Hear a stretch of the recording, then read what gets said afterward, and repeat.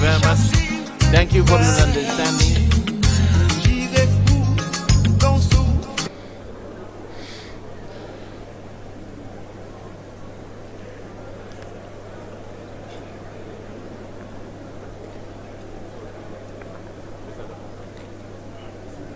Tell them to bring water and glass.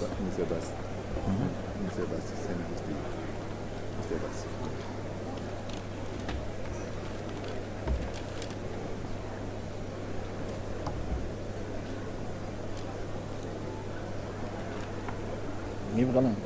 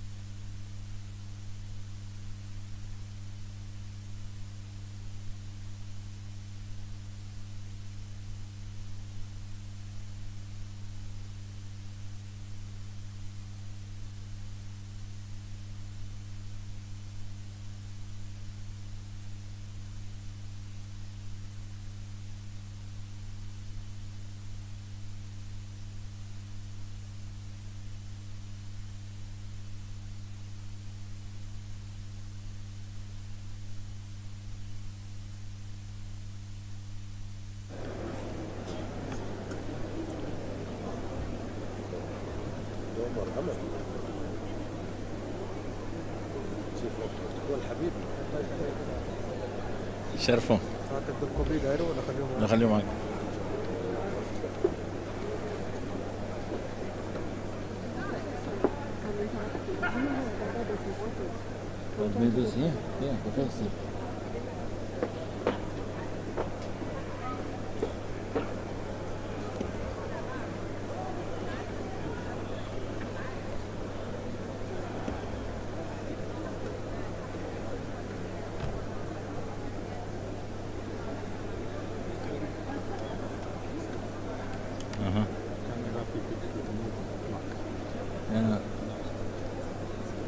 It's full there.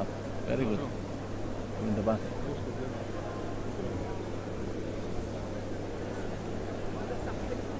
البروتوكول مع فلسطين تقول له ينزل تحت ما عنده مكان هون ورا الرؤساء. قال الواحد لازم يكون معاه عشان هو راجل كبير ما بيقدر يمشي لفوق.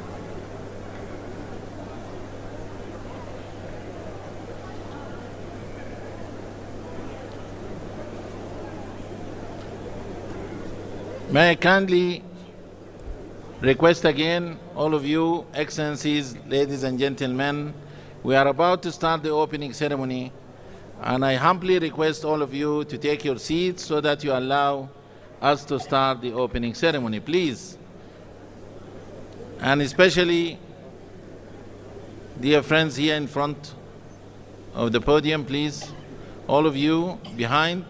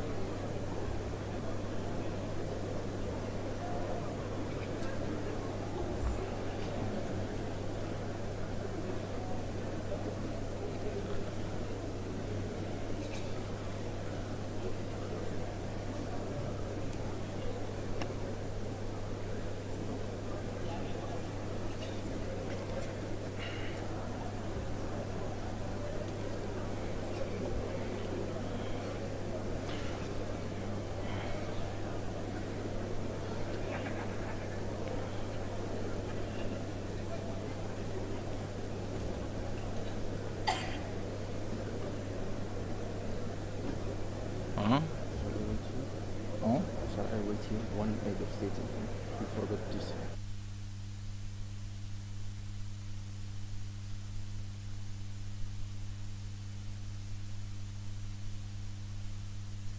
Okay.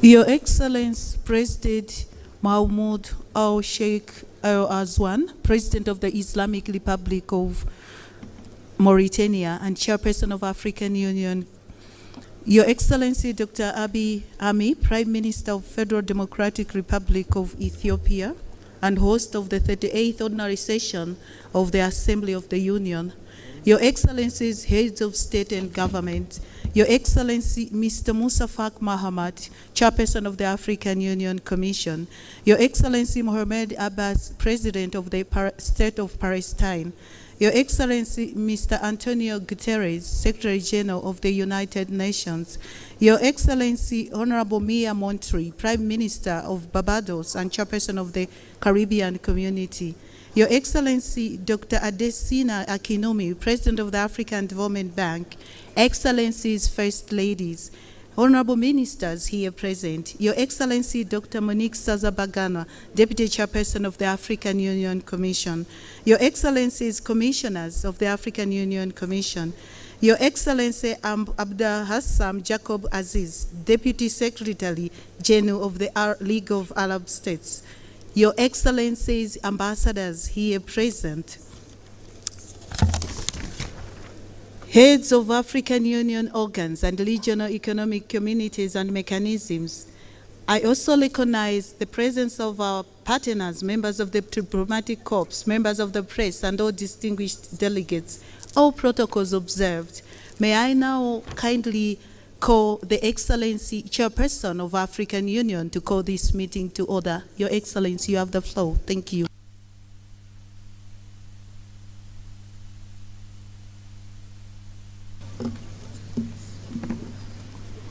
Excellence, Dr. Abiy Ahmed, Premier ministre de la République démocratique d'Éthiopie, notre hôte, honorable chef d'État et de gouvernement, chers collègues, Excellence Moussa Faki Mohamed, président de la Commission de l'Union africaine, je souhaite une chaleureuse bienvenue à tous les chefs d'État et de gouvernement et les hauts représentants des États membres et à nos distingués invités. Je voudrais aussi exprimer notre appréciation pour votre présence. Je suis heureux de déclarer ouverts les travaux de la 38e session ordinaire de la conférence de l'Union africaine. Et pour commencer, mesdames et messieurs, je vous invite à vous lever pour observer une minute de silence à la suite de la disparition d'un grand combattant pour la liberté, Monsieur Samu Nujoma, père fondateur de la Namibie. Donc je vous remercie.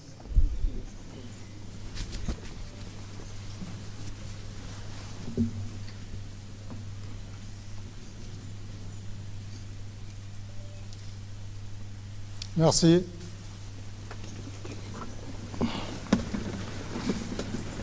Je souhaite maintenant inviter le protocole de la Commission à nous décliner le déroulement de la cérémonie d'ouverture.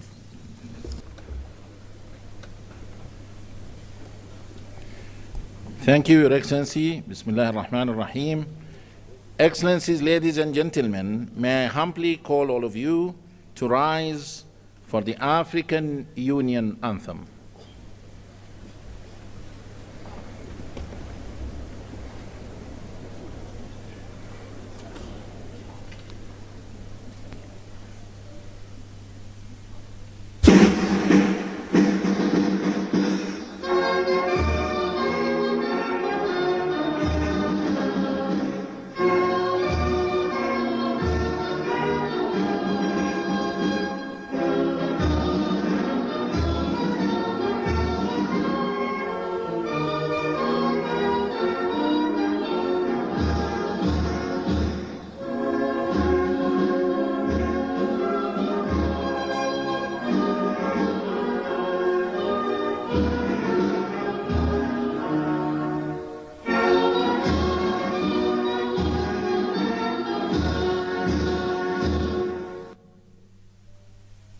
Thank you.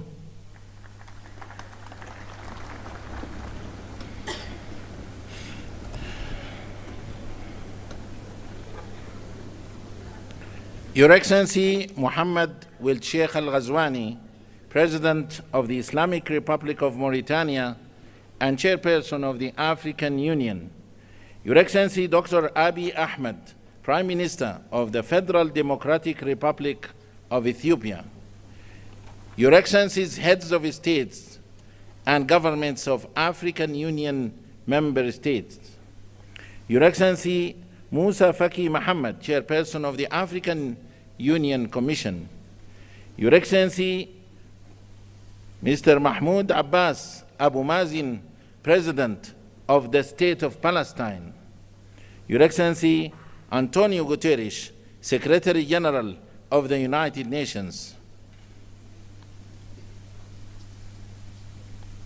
Your Excellency Maya Moore Motley, Prime Minister of Barbados, Your Excellencies, distinguished former presidents here present, Honorable First Ladies here present, Your Excellencies, Honorable Ministers, Your Excellency Dr. Monique Nzanza Baganwa, the Deputy Chairperson of the African Union Commission, Excellencies, Commissioners, and all the leadership of the Commission, Excellencies, Ambassadors, members of the Permanent Representatives Committee, Your Excellency Mina Wamakela, Secretary General of the African Continental Free Trade Area, AFCFTA, Your Excellency Madame Nardos Bekele Thomas, Chief Executive Officer of the African Union Development Agency, AUDA-NIPAD,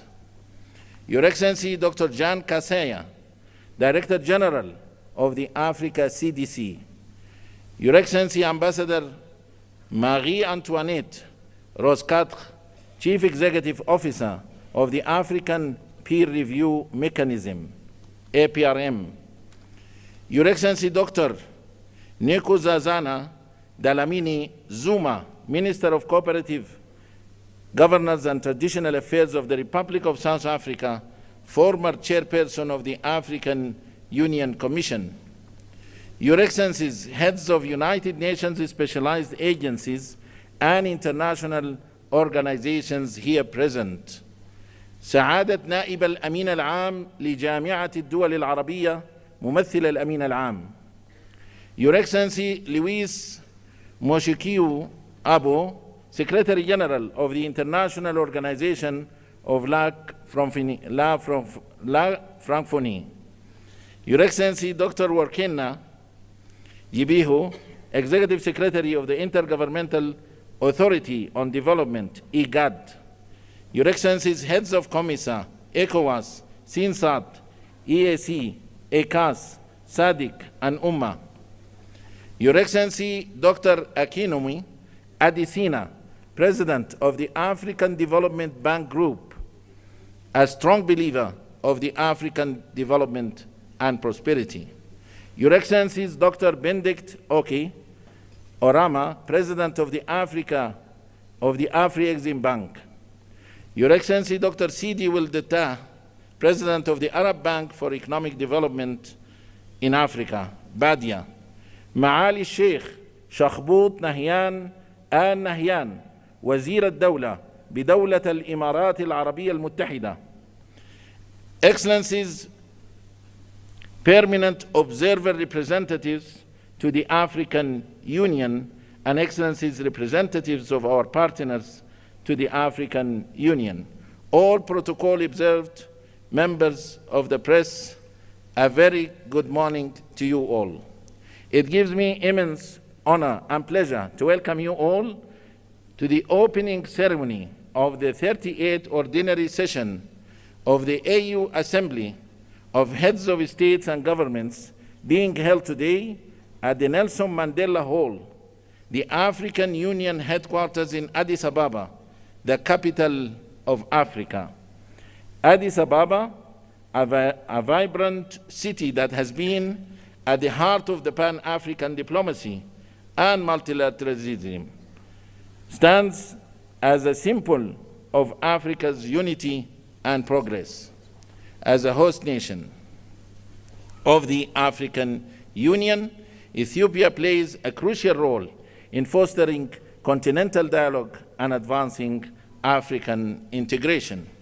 Your Excellencies, ladies and gentlemen, the 38th Ordinary Session of the Assembly of Heads of States and Governments of the African Union holds significant importance as it will oversee the elections of the chairperson and the deputy chairperson of the African Union Commission.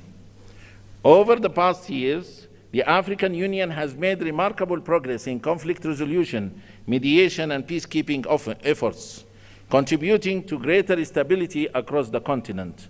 Economic transformation has been further strengthened through the African Continental Free Trade Area and accession to the G20, contributing towards the implementation of Agenda 2063, the Africa we want.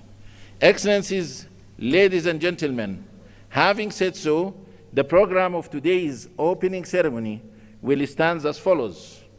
We will have a statement by His Excellency Dr. Abiy Ahmed, Prime Minister of the Federal Democratic Republic of Ethiopia, followed by a statement by His Excellency Musa Faki Mohammed, Chairperson of the African Union Commission, following which a statement by His Excellency Antonio Guterres, Secretary General of the United Nations. We shall then have a statement by His Excellency Mahmoud Abbas, President of the State of Palestine. Then His Excellency Mahmoud will Sheikh Al-Ghazwani, President of the Islamic Republic of Mauritania and Chairperson of the African Union, will make his opening remarks. Immediately after that, we will call the Dean of African Ambassadors in Ethiopia to introduce the new Bureau, members of the African Union Assembly, following which we shall have the handover ceremony for the Chairperson of the African Union. Then we will go to the launch of the African Union theme of the year, Justice for Africans and People of African Descent through Reparations. Without any further ado, I have the great honor and privilege to invite His Excellency Dr. Abiy Ahmed, Prime Minister of the Federal Democratic Republic of Ethiopia, to deliver his statement. Your Excellency, the floor is yours.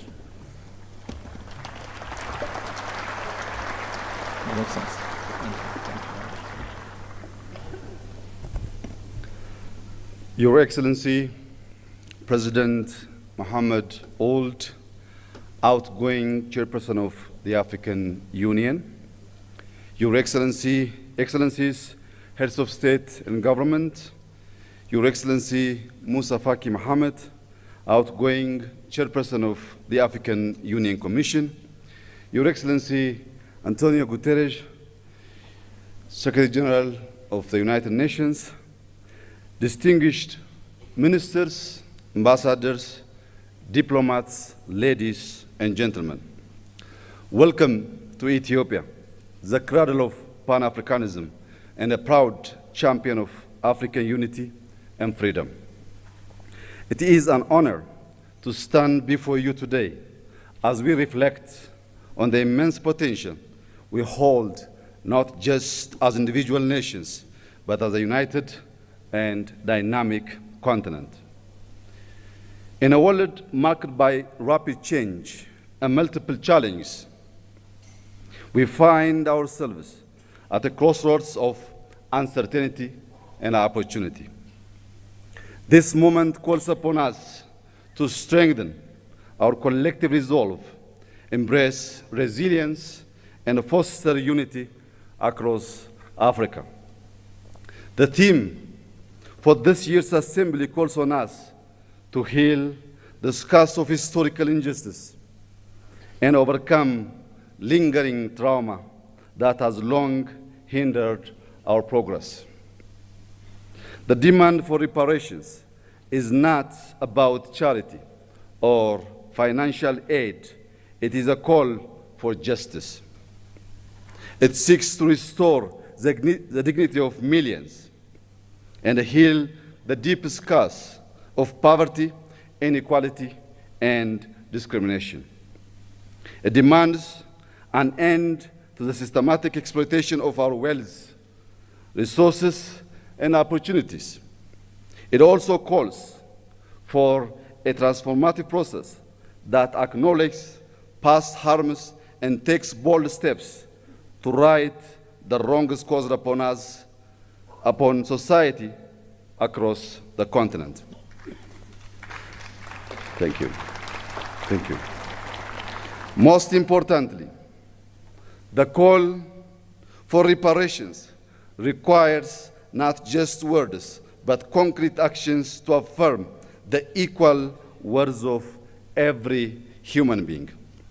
Excellencies, ladies and gentlemen, to achieve lasting peace, justice, and prosperity, we must rise above the geopolitical tensions and the historical divisions imposed upon us by colonial borders. By fostering solidarity among all of our nations and embracing a shared destiny, we can pool our resources and talents to unlock our continent's full potential. Africa's cultural, ethnic, and linguistic diversity is a source of pride and strength upon which we must build inclusive governance and equitable development. Conflict resolution, diplomacy, and peace building must remain at the heart of our efforts. By championing African solutions to African challenges, we can secure lasting peace and stability. Let us celebrate our achievements in politics, science, economics, and arts. Strategic initiatives such as the African Continental Free Trade Area give us the tools to boost intra-Africa trade, reduce external dependency, and achieve self-reliance. With Africa's large and dynamic use, abundant natural resources, and growing technological innovations, we have all the means to ensure sustainable growth. The rapid advancement of artificial intelligence, particularly generative AI, offers unprecedented opportunities to transform our economies and societies. By collaborating in AI, fintech, renewable energy, and mobile technology, we can address shared challenges such as climate change, infrastructure gaps, and public health crisis. Africa's rich and diverse data sets are essential for training robust and inclusive AI models. This highlights the importance of African representation in shaping future technologies. However, as we embrace these advancements, it's essential to protect our data sovereignty, prevent digital exploitation, and develop homegrown AI solutions that reflect African values and contexts. As our data sets grow, so must our capacity to harness them for local and global good. When used responsibly, AI can be a powerful tool in conflict prevention, transparent governance, and inclusive development. Africa must actively participate in the global technology race to ensure we are competitive players in the evolving digital landscape, while also ensuring we benefit equitably from this technological revolution. Furthermore, Africa's voice on global issues must grow stronger, ensuring that we have a say in shaping governance frameworks and other much-needed reforms in the global order. By empowering grassroots movements, youth networks, and educational programs focused on digital literacy and technological innovation, we can inspire the next generation. This will ensure Africa stands not just as a beneficiary of a global advancement, but as a key contributor in shaping the future of humanity. Excellencies, the opportunities before us are immense. Ethiopia is determined to prosper, guided by a vision of vibrant democracy, sustainable economic growth, rich cultural heritage, social progress, and a deep commitment to environmental regeneration. To realize this goal, we have laid out a pragmatic roadmap rooted in the transformative principles of Handover. Handover, an Amharic term loosely translated as synergy, is our guiding philosophy. It is a homegrown ideology that promotes prosperity, unity, sovereignty, security, and national dignity. At its core, Handover encourages social and economic advancement, celebrates diversity, and nurtures a spirit of community grounded in Ethiopia's rich culture, spirituality, and values. Reflecting on the progress of the past 5 years and building on the vision of Handover, Ethiopia has made remarkable strides. Despite inheriting a nation deeply divided along ethnic lines, burdened by substantial debt, and facing numerous internal challenges, we have moved forward with determination. At the same time, we navigated a complex and ever-changing regional and international landscape. Yet, through resilience and cooperation, we continue to move closer to the realization of our shared vision of prosperity. Our achievements speak for themselves. Allow me to share a few highlights. We have reformed our political system, transforming into an inclusive multi-party framework that reflects the diversity of our nation. To deepen these reforms and foster cohesion, reconciliation, and peace, we are undertaking a national dialogue. On the economic front, we have built a resilient and diverse economy. Over the past 5 years, we have doubled our cultivated land, increasing crop production to nearly 700 million quintals, with the wheat accounting for 40% of this total. These efforts have strengthened food security and driven rural development. Today, Ethiopia is the largest wheat producer in Africa.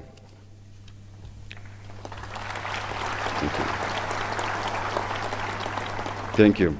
Through collective efforts, we have reduced external debt by over 50%, double both GDP and GDP per capita, and tripled government revenue in 5 years, with an 8.1% growth reported in the most recent fiscal year.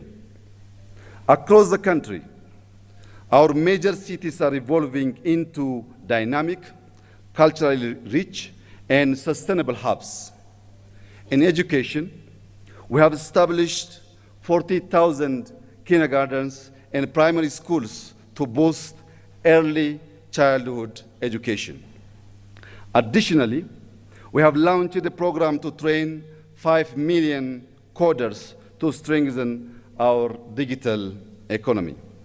Furthermore, we strive to honor our heritage by restoring national sites, developing tourist destinations, and reclaiming cultural artifacts, fulfilling our duty as the guardians of our nation's treasures. These accomplishments reflect the unwavering spirit and resilience of the Ethiopian people and underscore our firm commitment to advancing Ethiopia's future. With its focus on unity, cooperation, innovation, and shared progress, Madamar can serve as a guiding framework for our Pan-African agenda. By embracing its principles, we can forge a path toward a more just, equitable, and prosperous future for all Africans. Excellencies, ladies and gentlemen, let us march forward with determination, harnessing the limitless potential of our continent and its people. The time is now to claim our future, build a legacy of equality and prosperity, and secure dignity for all. Let us be the generation that unites the continent and our diaspora in a shared vision of justice, prosperity, and peace. To conclude, I thank our outgoing chairperson, President Mohammed Ould, for his leadership and representing our organization on the global stage. Allow me to also warmly congratulate our newly chairperson, President Joao Lorenzo, and wish him success during his tenure. I would also like to take a moment to express my heartfelt gratitude to His Excellency Musa Faki Mohammed for his exemplary leadership as chairperson of the African Union Commission over the past 8 years.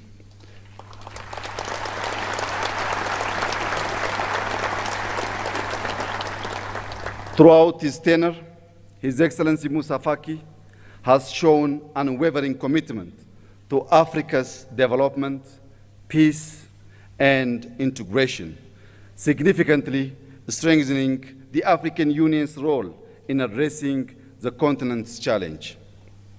I also extend my sincere thanks to him for being a steadfast friend of Ethiopia, supporting us not only during our times of success, but also in our moments of difficulty. Thank you, my brother.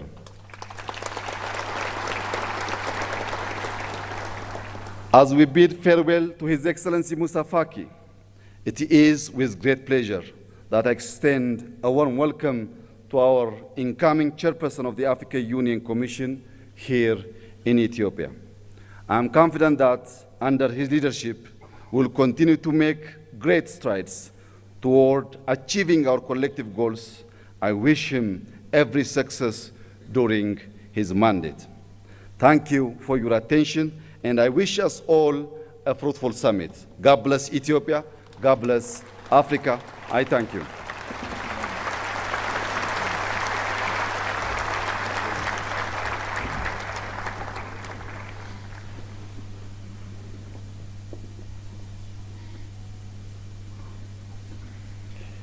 Thank you, Your Excellency, for your statement, and thank you for the generous hospitality extended to our Excellencies, heads of states and governments, as well as distinguished delegates. Thank you. And now allow me to invite with great honor and pleasure His Excellency Musa Faki Mohammed, Chairperson of the African Union Commission, to deliver his statement. Your Excellency.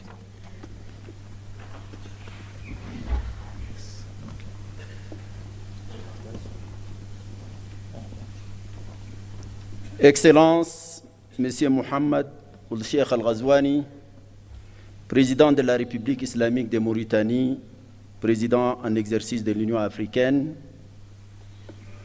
Excellence Dr Abiy Ahmed, Premier ministre de la République d'Éthiopie, Excellences, Mesdames et Messieurs les chefs d'État, de gouvernement et de délégation, Excellences, Monsieur Mahmoud Abbas, président de l'État de Palestine, ma très chère sœur amie Mia, Premier ministre de Barbados, Excellence Monsieur Antonio Guterres, secrétaire général des Nations Unies, Mesdames et Messieurs les ministres, Docteur Nkosazana Zuma, ancienne présidente de la Commission de l'Union africaine, Madame la vice-présidente, Mesdames et Messieurs les commissaires, Mesdames et Messieurs les secrétaires généraux et exécutifs des communautés économiques régionales et mécanismes régionaux, Mesdames et Messieurs les chefs exécutifs des organes et institutions spécialisées de l'Union africaine, Mesdames et Messieurs les chefs des missions diplomatiques,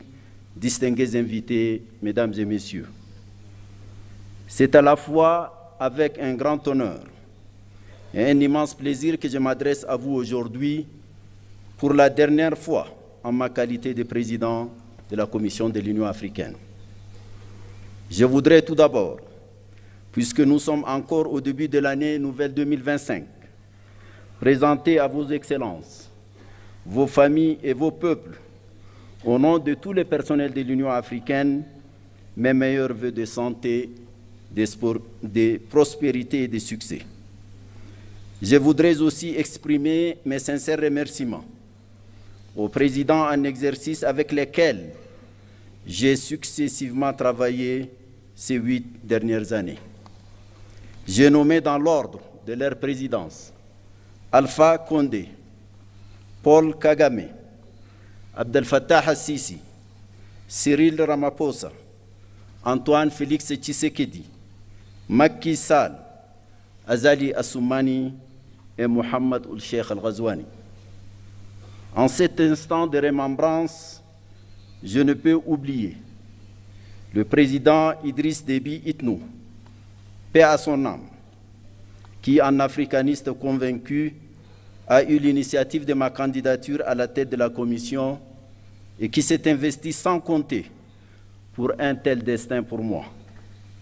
Sa mort tragique a été ma plus atroce douleur de ce double mandat.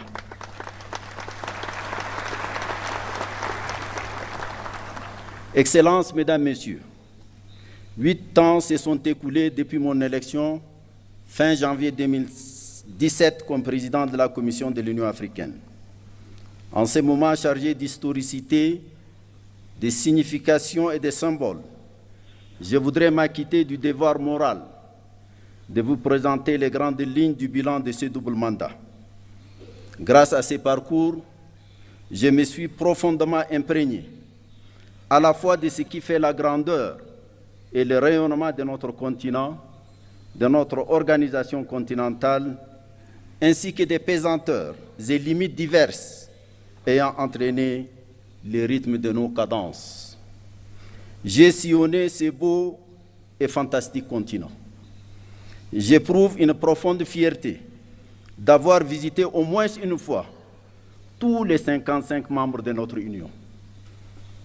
L'opportunité que m'offre ce moment est historique et unique.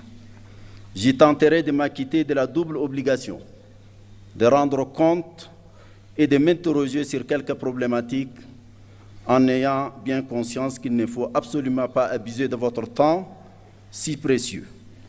Un rapport consolidé de notre bilan et un rapport annuel vous ont été distribués conformément à notre réglementation. Monsieur le Président, Excellences, Mesdames et Messieurs, les rapides et intenses bouleversements géopolitiques qui ont caractérisé le contexte international durant mes 2 mandats ont eu des manifestations à la fois violentes et déstabilisatrices. La subite dégradation de la situation sanitaire consécutive au déclenchement de la COVID-19 s'est accompagnée malheureusement d'importants chocs et de profondes turbulences économiques et diplomatiques.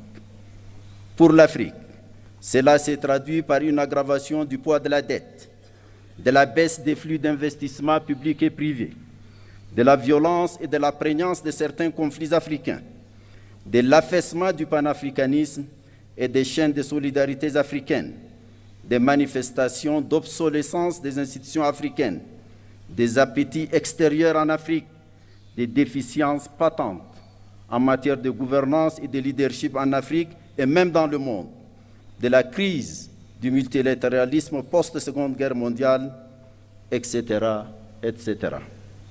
La guerre russo-ukrainienne, enclenchée en février 2022, est venue noircir davantage ces tableaux, annonçant une recomposition géopolitique mondiale. Est née une ligne de fracture qui a suscité une forme de bipolarité qui, dans les imaginaires politiques, évoque la réalité pourtant théoriquement dépassée de la guerre froide.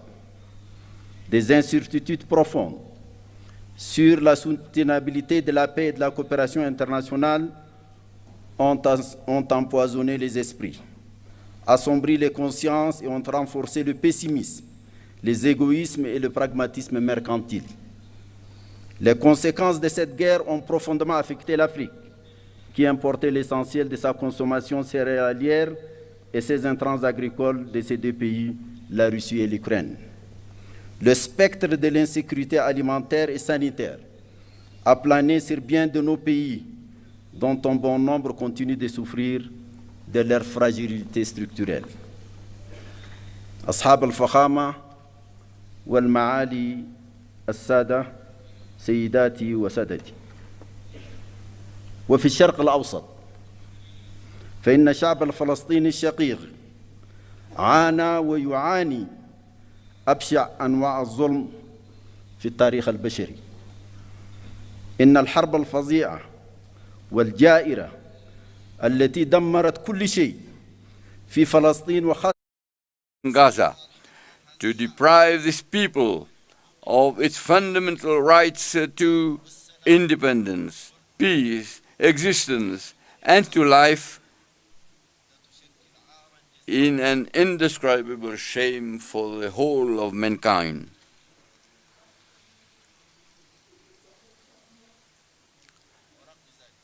In spite of all this, these valiant Palestinian people remained stoic, and the African Union remained firmly by the side of the Palestinian people.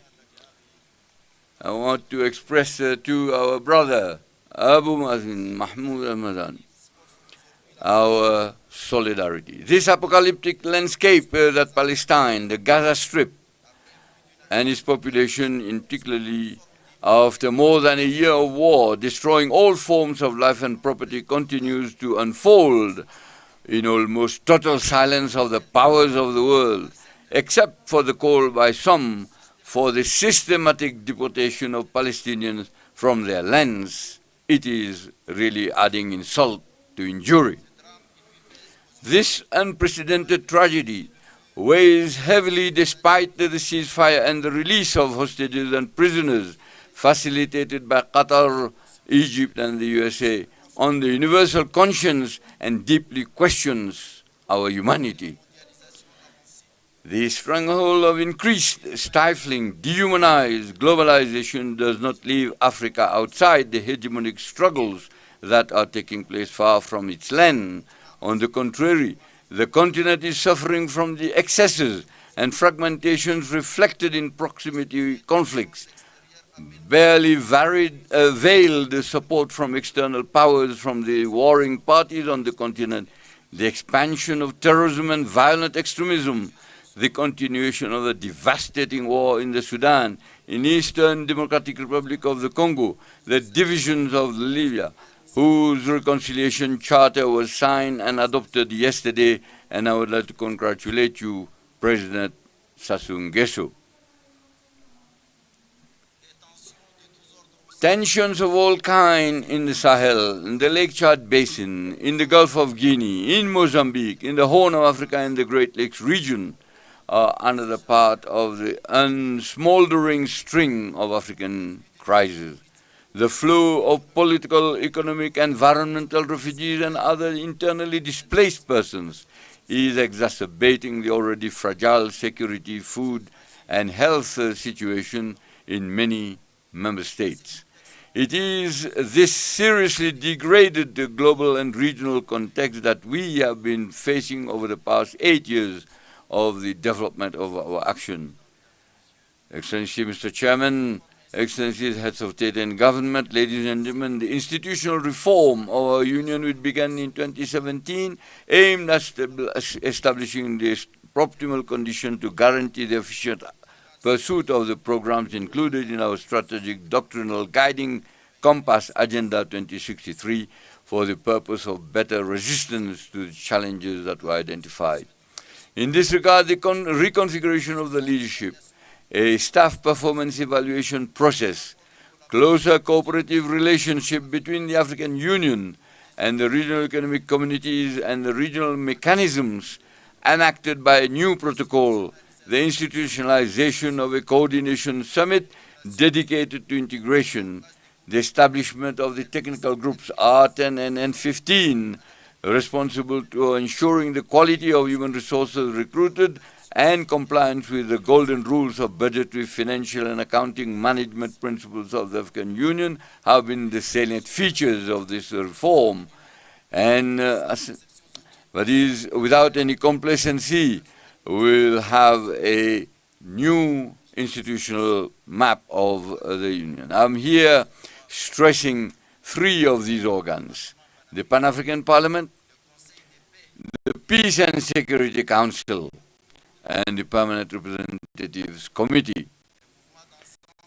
The overall movement of the reform, with its shadows and lights, confirms its relevance and its necessary progressive nature to be deployed over the long term. It is a requirement for the perpetual adaptation of the structures of our Union to the developments that characterize the world. I would like to thank President Paul Kagame and President William Ruto for their remarkable efforts to move this reform forward. Mr. Chairman, Excellencies, ladies and gentlemen, an assessment of the first 10-year implementation plan of Agenda 2063, covering the period 2014 to 2023, reveals the sectoral progress made in our march towards building the Africa that we want. It is crucial to learn the real lesson and make the appropriate subsequent adjustments. In the field of health, it is a holistic approach translated on the ground into actions crowned with success. With the outbreak of the COVID-19 pandemic, Africa CDC established itself as the most effective instrument in the fight of all diseases. The worrying issue of health financing continues to be a source of concern for us. 2 mechanisms for financing universal health coverage and combating malnutrition on the continent have been designed. Thanks to the African Veterinary Vaccine Center, PANVAC, whose new vaccine production laboratory was inaugurated in February 2024, significant progress has been made in the areas of livestock, animal health, and socio-economic development. The African Medicines Agency, AMA, has begun setting up its headquarters in Kigali and its activities on the launching pad. The traditional medicine has benefited from the development of 2 10-year plans of action, the last one running from 2025 to 2035. The field of education has been driven by the desire to design a new educational system according to the requirements of a world where the major challenge has now become competition around scientific and technological innovation, and now by artificial intelligence. It is in line with this spirit that diverse and complementary strategies have been developed, notably during the Nouakchott conference in 2024, initiated by the current chairman, Mauritania, in cooperation with the African Union Commission and other partners, including UNICEF and UNESCO in particular. The centrality of gender and youth issues have been affirmed. The special envoys for women and youth have established themselves well in the institutional universe of the leadership of the organization. Throughout the 8 years of these 2 terms, many other crucial areas engage the attention they deserve due to their importance for the socio-economic development of Africa. Whether it is our vision on mining issues, the comprehensive agriculture program and the blue economy, the development of infrastructure and energy, climate change with adaptation and climate resilience of the continent, regional integration through the implementation of the African Continental Free Trade Area, the effective operationalization of the Peace Fund, which has exceeded the set target of $400 million, the treatment of humanitarian crisis of which Africa is the epicenter, with the establishment of the African Humanitarian Agency, the strengthening of the visibility of the African Union through our partnership with the United Nations, all have been at the center of our collective endeavor. I would like to seize this opportunity to pay special tribute to a major architect of this partnership. I'm here referring to Antonio Guterres, a great friend of Africa. Thank you, Antonio. The membership of the African Union, the G20, and the BRICS, of which several African countries are members, have crowned this visibility. On all these issues, the specialized structure of the African Union and the member states have carried out in-depth discussions and outlined clear prospects for some and given concrete form to many others.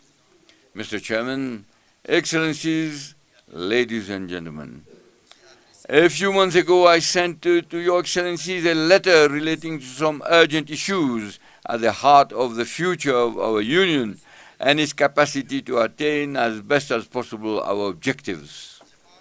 I'm here thinking first of the Peace and Security Council, which I mentioned earlier on, and its role should be carried out on the basis of texts that govern its function, its operation, from which it draws the strength and legitimacy to design, supervise the pressing issues of our collective security and impose, if necessary, the required sanctions. It is very regrettable that its decisions are sometimes contrary to our own principles, and when they are not, often remain dead letters. The decision of this central continental organ cannot be considered in a casual manner, nor by bias the concept and practice of these regional economic communities in the name of the hackneyed principle of subsidiarity interpreted in a self-interest and partisan manner. The mentioning of the PSC brings forth the issue of unconstitutional changes of government. In this regard, I mention in the said letter that we have only two options henceforth: either abandon the principles that currently govern this issue or apply them seriously. Notwithstanding the fact that we can revise them, adapt them to the new realities, I think for our own credibility, we should continue to establish these principles like a litany while trampling on them and accepting their flagrant and constant violation. There is nothing that eats more into our credibility than such an attitude, which has recently led to a real distrust in the rules and principles and weakened the integration in part of the continent. I'm here mentioning the persistent and paralyzing slump of our unbearable division in terms of representation in relation to our so-called strategic partnerships. I drew attention, and I draw again attention here, to choose one of the two options that are presented to us and which I presented in clear terms in my letter. I had also mentioned the recurring issue of the financing of our organization, which paradoxically contrasts with the continuing trends of multiplication of organs without any concern for how to finance them. An independent organization and guardian of our freedom and sovereignty cannot be built with the finances and resources by others. I had also raised the depriving reduction of the initiatives of the Chairperson of the African Union Commission and called for its harmonization with the legal and customary obligations that are now imposed on him. In short, the sense of my correspondence is very simple and maybe brutal. It is the question of placing our organization worthily or not before a terrible combination of factors of complexity. These are all the problems that you are facing today that I wanted to raise very modestly in my letter. Are we finally going to open our eyes to the fate of our organization, or are we continue to let it lament and moan?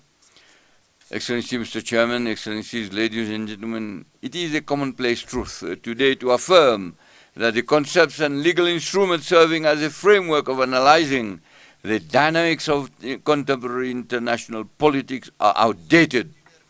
They have lost their both structuring and explanatory virtue of current global phenomena. Such an observation explains why the debates today focus on the modalities for the advent of a new global economic and political governance. Africa cannot remain silent and in activities. It must imperatively throw itself into the battle to carve out its own place in the configuration correctly being designed. It is not easy. It will require ingenuity, creativity, method, and courage.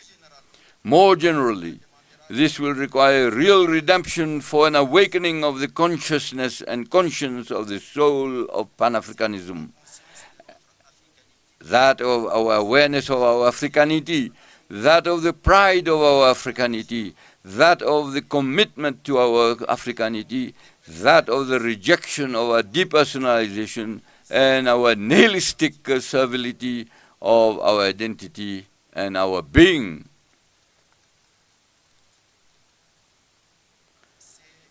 This is what African youth are calling for us to do.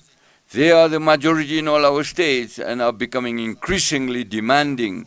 Their voices are resonating louder and louder thanks to the new forms of communication that amplify all expressions. African youth are constantly challenging us and putting us on trial for being out of step with their aspirations, which are that of an Africa that is open to itself, united, sovereign in its policies and choices, standing and interdependent. This solidarity has always been our lifeline in the fight against colonialism and apartheid and the completion of our independence. We have just paid tribute to the memory of a great combatant, Sam Nujoma. This should bring something and click something in our minds. Our solidarity should galvanize our consciences, our wills and our intelligence to lead us to a more promising common destiny. There are no other new path for our future than to listen and to give substance to the aspirations of our youth, our fellow citizens and our diaspora. Mr. Chairman, Excellencies, ladies and gentlemen, I am leaving my office definitively in a few days. I confess that I feel overwhelmed by a sweet feeling of freedom that allows me to say a few words from the bottom of my heart.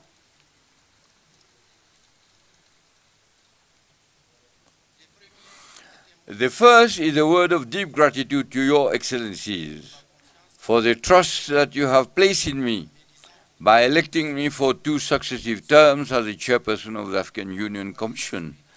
You must rest assured that I have measured and I continue to measure all the dimensions of this trust and the heavy weight of subsequent gratitude and acknowledgement. The second word concerns the other one and me. In the other one, I'm thinking of our partners, especially those who have offered a sincere friendship and mutually beneficial cooperation. I want to thank them all and express our gratitude.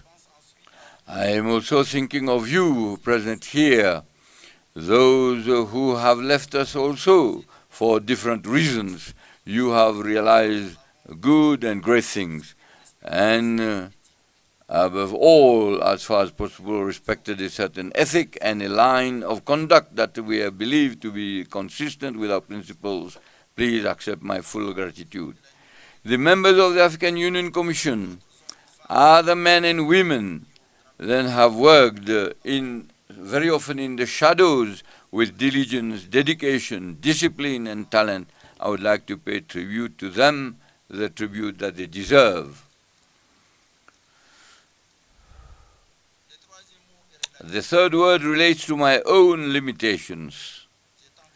I wanted so much to do quickly and better during the 2 terms that you entrusted to me. I know that I have not done everything.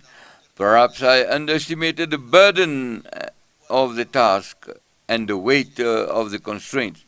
I know that I may have made mistakes. I should not say perhaps, but I should say certainly I've made mistakes. Maybe here and there I have weakened and made mistakes and missed opportunities to do better. I would like to apologize and ask forgiveness if my shortcomings have caused any individual or collective harm.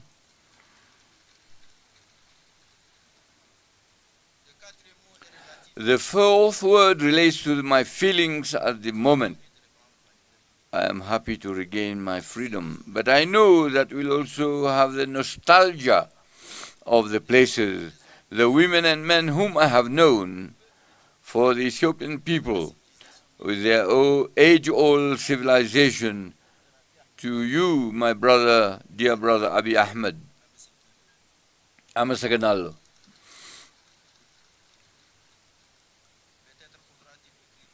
Maybe we'll have time to write the history of all this tangle of feelings and sensations.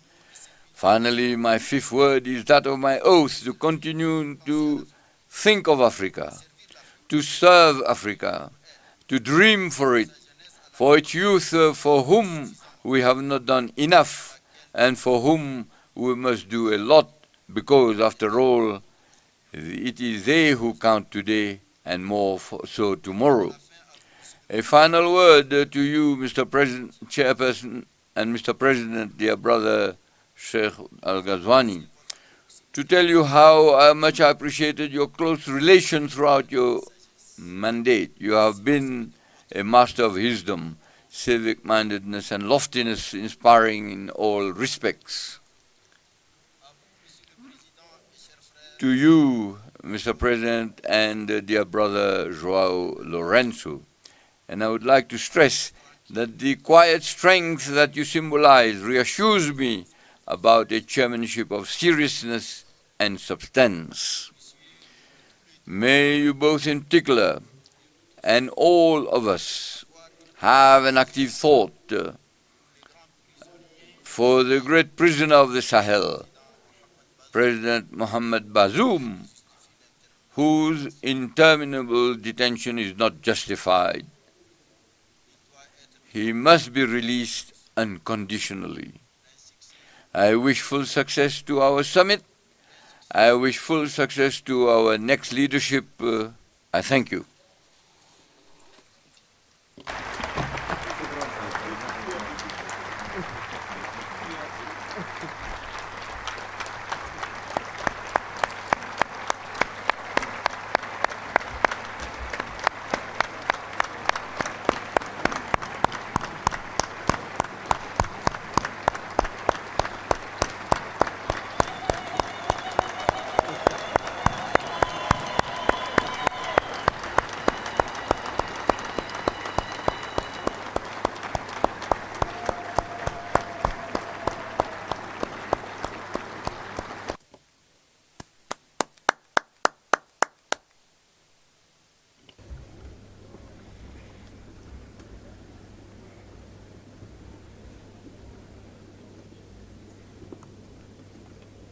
Thank you, Your Excellency. Thank you for your statement. Thank you for your unwavering commitment. Thank you for dedication towards Africa's peace, development, and unity. Thank you very much. I will now have the honor to invite His Excellency Antonio Guterres, Secretary General of the United Nations, to deliver his statement. Your Excellency.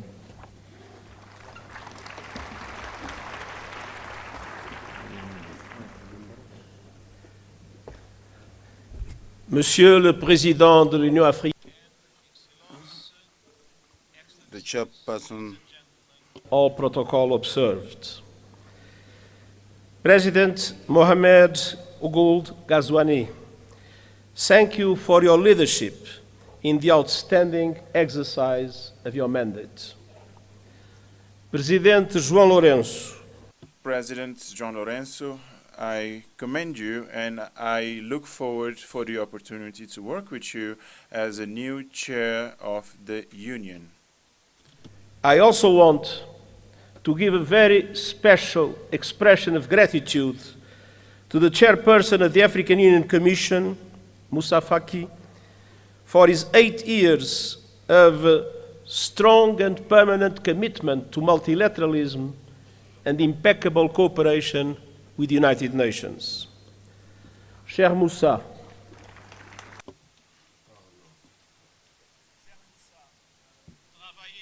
dear Moussa, working with you was a privilege, a pleasure, and an honor. Excellencies, the partnership between the African Union and the United Nations has never been stronger. Together, we see an Africa booming with hope and possibility. You have a booming, enterprising population, including the largest number of young people in the world. The African continental free trade is poised to turbocharge the region's economy, and calls to address the legacies of colonialism and slavery are growing louder, as reflected in your theme this year, and as reflected in the leadership of so many passionate voices for the liberation of Africa, such as the great Dr. Sam Nujoma of Namibia, whose life we celebrate and whose loss we mourn. The world must never forget that Africa is the victim of 2 colossal and compounded injustices. First, the profound impact of colonialism and the transatlantic slave trade. The roots stretch back centuries, and the bitter fruit continues to affect Africans and people of African descent to this day. Decolonization alone in itself was not a panacea.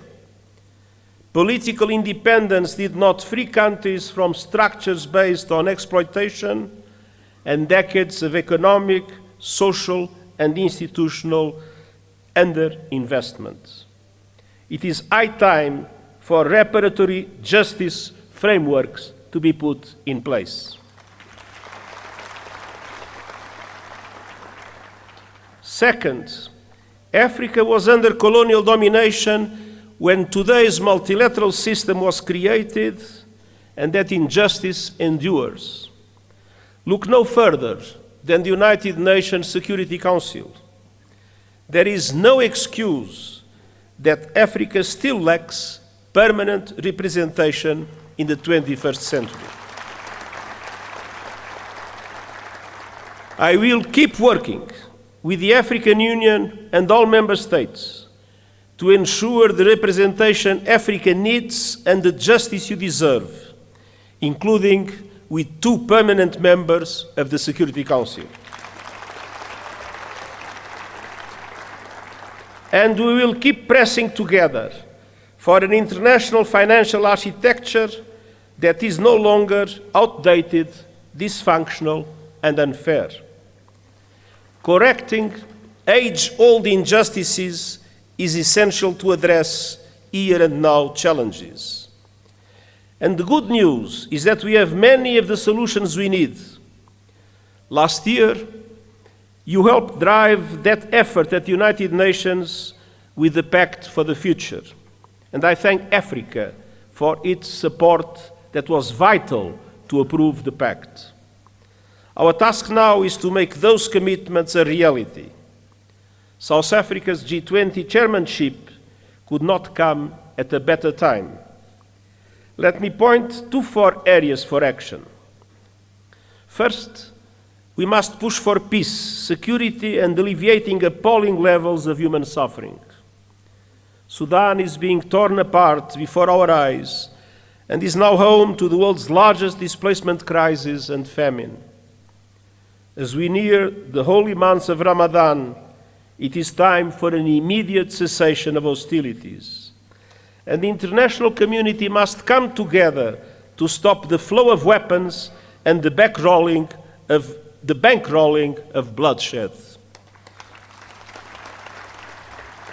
In the Democratic Republic of the Congolese people have been suffering yet again from a brutal cycle of violence.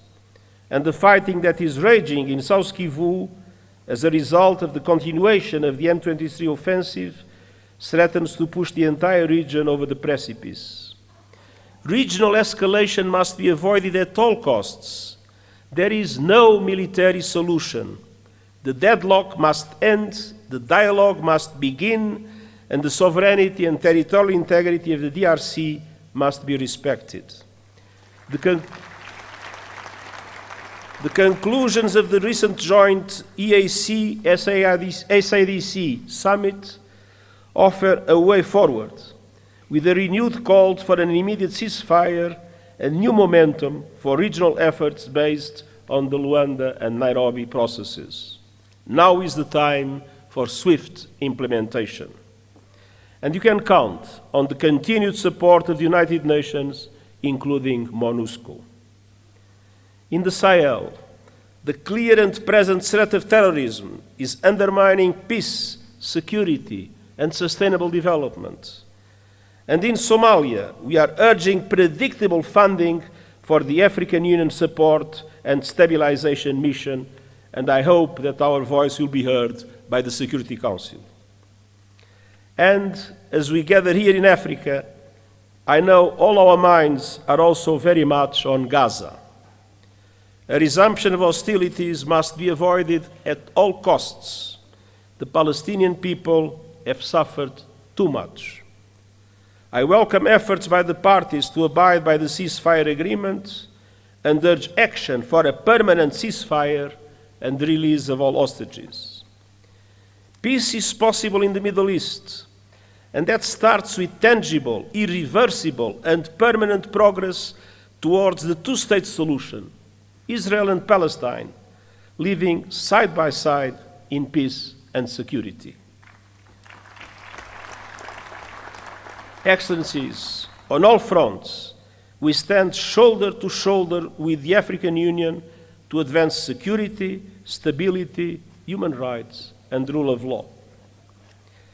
Excellencies, second, we must keep working together to deliver the AU 2063 agenda and the 2030 agenda for sustainable development and drive action on finance. African countries pay up to 8 times more to borrow than developed countries, and 20 are in or at risk of debt distress.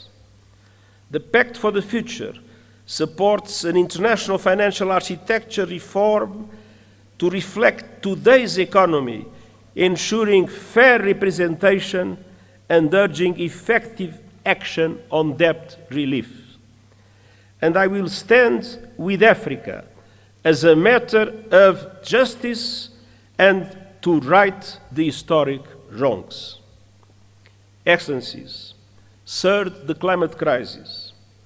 Climate disasters are tearing across Africa, destroying lives, upending livelihoods, devastating economies, and inflaming conflict.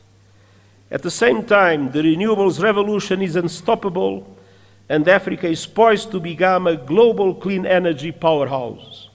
Yet, today, Africa receives just 2% of global renewables investment.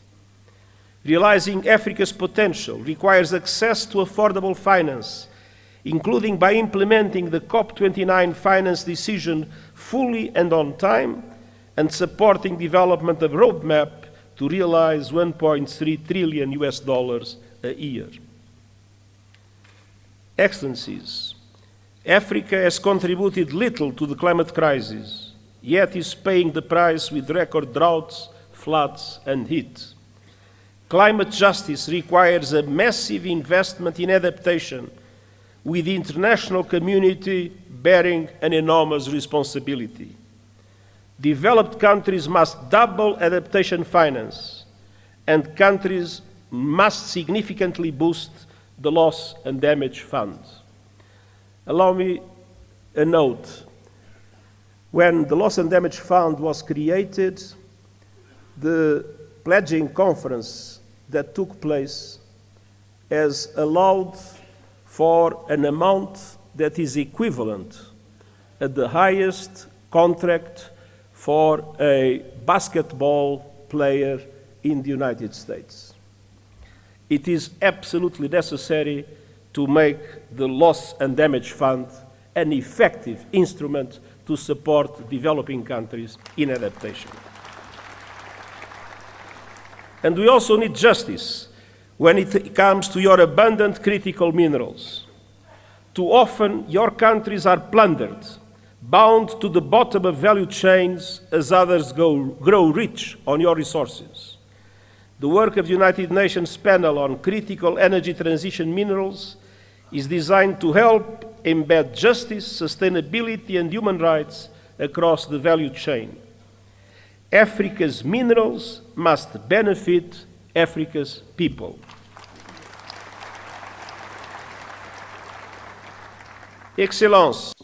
Excellencies, finally, we need to act on the new technologies, including artificial intelligence. Almost 2/3 of all Africans have no reliable internet access. We have a historic responsibility to ensure AI benefits humanity, not just a privilege for few.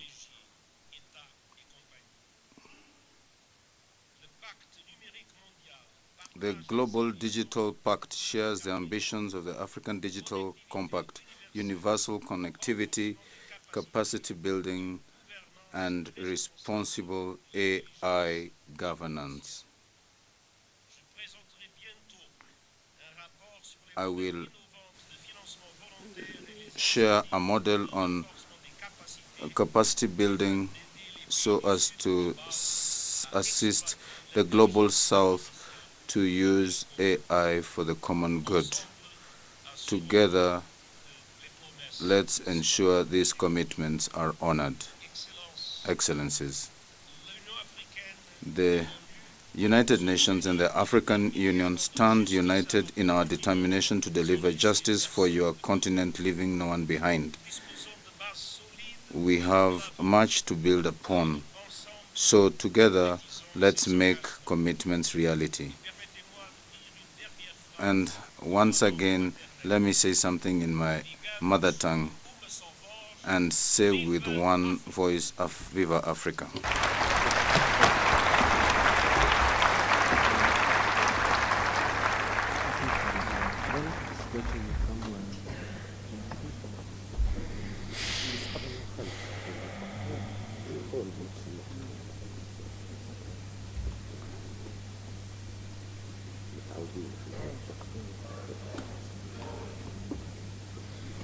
Thank you, Your Excellency, for your statement. We highly appreciate your leadership in strengthening the African Union-United Nations partnership. Thank you. As-Sayyidat wa Sada. Ladies and gentlemen, Excellencies, I'm very happy and honored to welcome today His بإلقاء كلمتكم. of the State of Palestine. You have the floor, Excellency.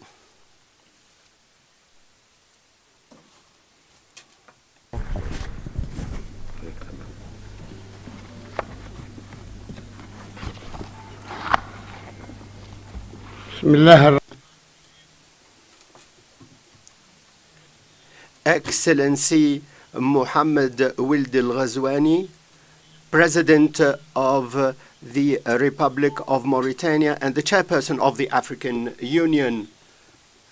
Excellency Prime Minister of Ethiopia, Mr. Abiy Ahmed, Excellency Musa Faki, Chairperson of the African Union Commission, Excellency Mr. Antonio Guterres, Secretary General of the United Nations, Excellencies, ladies and gentlemen, good morning to all of you. At the outset, I wish to extend our congratulations to Excellency President João Lourenço, President of the Republic of Angola, for becoming the chairperson of the African Union for the year 2025. We wish him full success. We extend our thanks to His Excellency President Mohammed Ould El-Ghazouani for his chairmanship of the previous session of the African Union.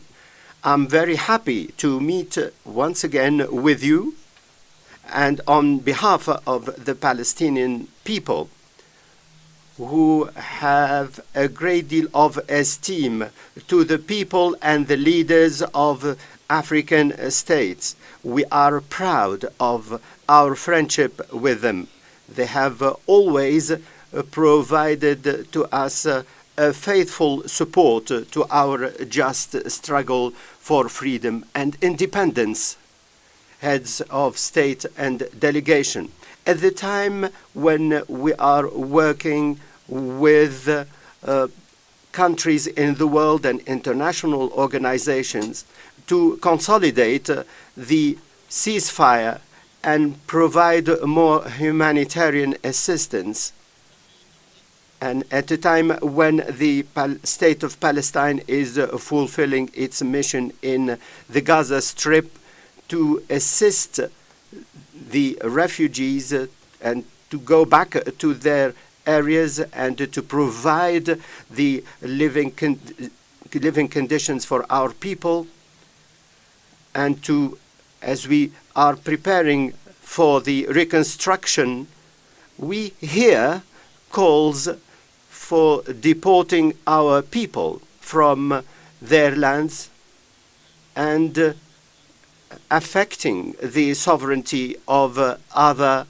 countries. These calls are meant to distract the world from the war crimes and the genocide and the destruction in Gaza, in addition to the crimes of colonization and the settlers grab land and annexation, in addition to attacks against holy shrines in the occupied territories and Jerusalem. These are carried out by the forces of occupation and the gangs of settlers. The aim is to destroy the possibility of a two-state solution for the Palestinian cause. Today, more than 2,300,000 people live in Gaza, including 1,500,000 refugees, 1,500,000 refugees who were forced to leave their country in 1948. They suffered from more than 50 massacres by the terrorist Zionist gangs.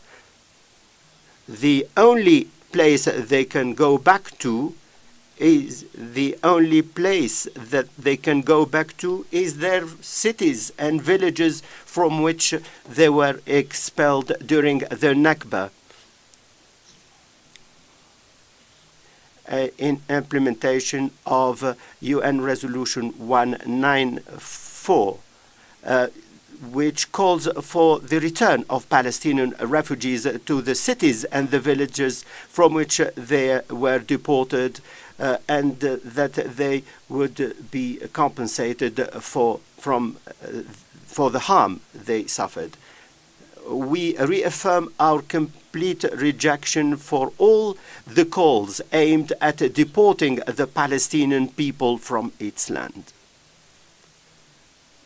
This will keep the region in the cycle of violence instead of going to peace creation. It is an illusion for people to believe that they can have a new century agreement or to deport our people by occupying our land. In this regard, we hail the positions of the countries that rejected the calls for deporting our people from their land and stood by our side to defend their rights. We highly hail the position of the African Union and its member states in this regard. The Israeli colonial practices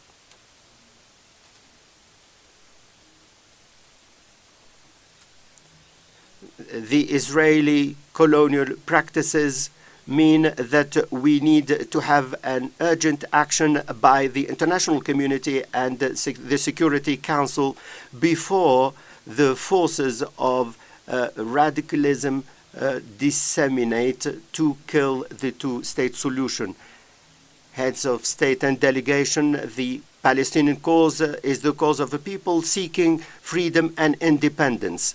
Our commitment to international legality and the side agreements, including the implementation of the vision based on a two-state solution, mean that we need to end the Israeli occupation that occupies with military power the land of the state of Palestine and its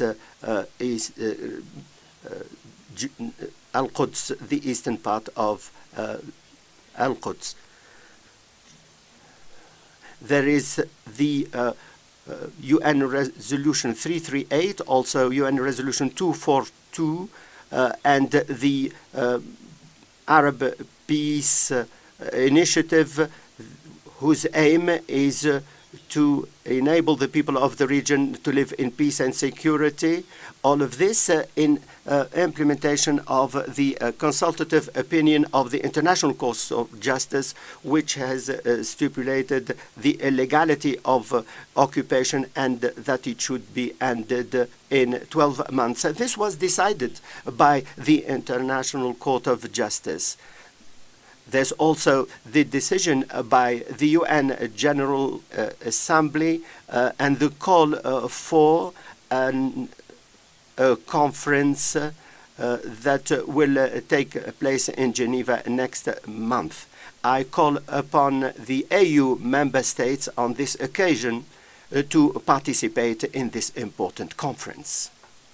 Heads of government and delegation, the achievement of peace and security requires from all of us to effectively participate in the global alliance to implement the two-state solution and to support the international conference for peace that will take place in the United Nations by the middle of next June. Under the dual chairmanship of the Kingdom of Saudi Arabia and France.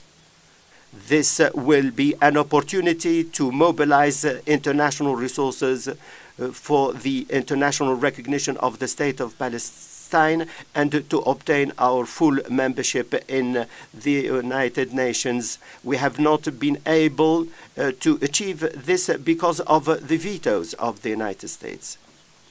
Our aim is to implement the two-state solution based on international legality.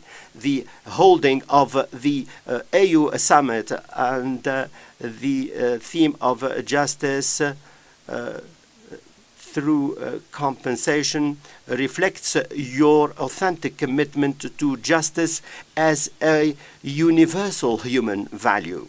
It is a commitment whose echoes are seen in your continuous support to the Palestinian people who are still suffering from the last form of colonization in the world. We are the only ones living under colonization. You lived under this colonization, but you were liberated. Finally, we reiterate our thanks to the African Union and the member states for their continued support to the struggle of the Palestinian people to cherish their freedom and independence. And we wish your summit full success and more prosperity for the African people and their free peoples. Thank you very much for your attention.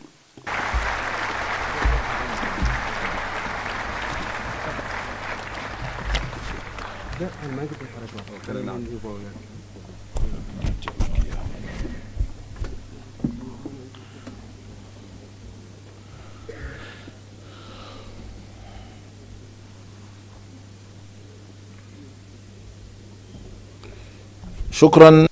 Thank you, Excellency President of the State of Palestine, Abu Mazen, for your statement, your participation. Mr. President confirms the continued support of the African Union to the Palestinian cause, support in full support. We invite His Excellency Muhammad Wil Sheikh Al-Ghazwani, President of the Islamic Republic of Mauritania and Chairperson of the African Union, to deliver his opening remarks. Excellency.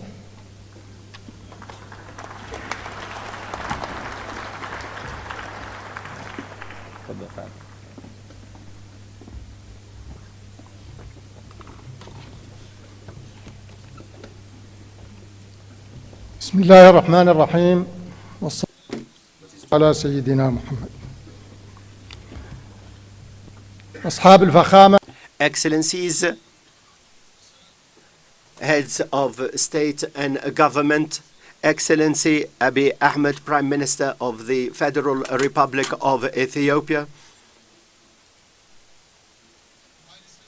Excellency Musa Faki Mohammed, Chairperson of the African Union Commission, Excellency Antonio Guterres, Secretary General of the United Nations, Excellency Mahmoud Abbas, President of the State of Palestine,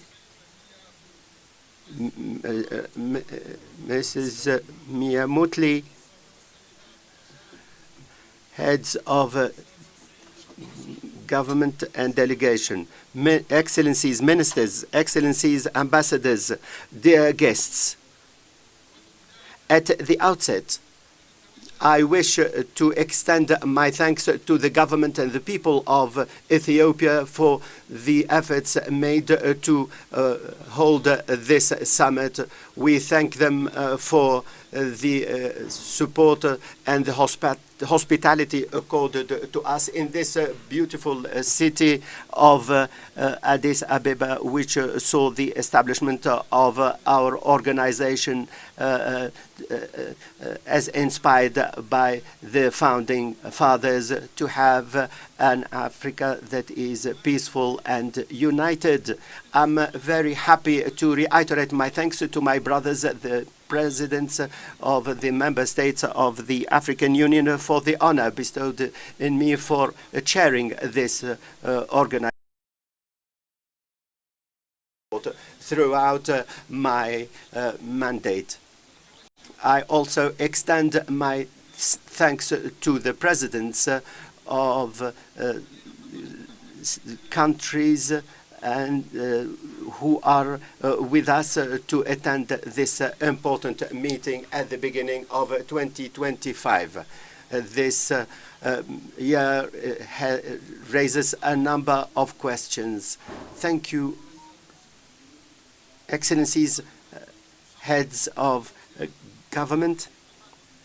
My chairmanship of the African Union has taken place at an international period that is highly sensitive. This also coincided by our adoption of the second decade plan within the framework of Agenda 2063. It represents a plan for development for member states and the regional economic communities and the various organs of the African Union. By adopting this decade plan, we can see our solid commitment to meet the aspirations of our peoples to have the Africa that we all want, in spite of the obstacles and in spite of all the challenges. And these challenges are tremendous. When I became the chairperson of the African Union, I was fully aware of the volume of the commitment and the responsibility. Today, our world is witnessing various crises. These are where we have more areas of conflict, and tensions have jeopardized relations between countries. They have also jeopardized the values on which the world system has been established since the Second World War.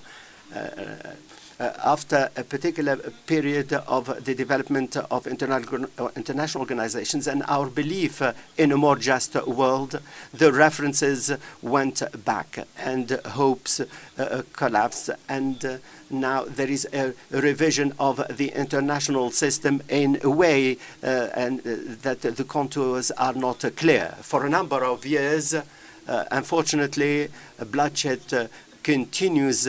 Many people found themselves in difficult humanitarian situations. The world has witnessed a level of violence unprecedented since the Second World War. Palestine is what Palestine is facing is a good example of this. This global situation is made more complex and complicated by the wars in Africa. These crises, global and continental, have had a negative impact on the efforts of development in our continent, where there are tremendous challenges such as poverty, unemployment, and the weakness of health systems and the weak economic structures, in addition to the impact of climate change, the dissemination of terrorism. All of this is having an impact on peace and security. It is destroying the social fabric of our communities. In my previous speech, I committed myself to work on these challenges, and I worked during my term on respecting the rules and regulations of the African Union. All of this in full harmony with the AU Commission and the regional economic communities and the regional organs. Our aim was to consolidate the efforts of peace and to reach peace on the basis of dialogue by supporting the valuable efforts made by Excellency Ngasso, President Ngasso, at the head of the African High-Level Committee on Libya. I also continued work with President Paul Kagame and President Tshisekedi to deal with the situation in Eastern DRC. In 2024, Mauritania hosted the third meeting to consolidate the peace initiative in Sudan. We also met General Al-Burhan on the 13th and the 14th of January 2025, and the aim was to end the hostilities in Sudan and to protect its peoples and territories. In spite of the efforts made by the Union and the regional economic communities and the member states, the establishment of comprehensive peace in our continent remains to be achieved. Therefore, I call for the implementation of the decisions made by the Malabo decisions in 2022. On the basis of the work of the PSC, and this can be done at 4 levels: harmonization, financial sustainability. All of this will meet the ongoing security challenges. All of this will enable us the possibility to explore more effective solutions to achieve peace and security. We need to identify the appropriate mechanisms that should enable us to settle the challenges of peace and security. In this context, we need the efforts of each one of us as part of a collective effort in order to meet these challenges. Excellencies, ladies and gentlemen, we gave a great deal of attention to the agenda of development during our term. We endeavored to mobilize resources by organizing or participating in a number of meetings. We organized with His Excellency Samuel Ruto in the Nairobi summit to support the resource mobilization. We consolidated this with our work with President Hassan Ouattara on the occasion of the economic summit held in Abidjan. This represented a landmark in resource mobilization for our organization. The efforts of support have led to renewing the mobilization of resources. We also participated in the work of the to mobilize more resources from Korea for the benefit of development. The volume reached for Africa from $5.5 billion to $10 billion, in addition to $14 billion to finance exports for countries investing in our continent, in addition to the 4th edition of the China-Africa Summit at the level of the heads of state.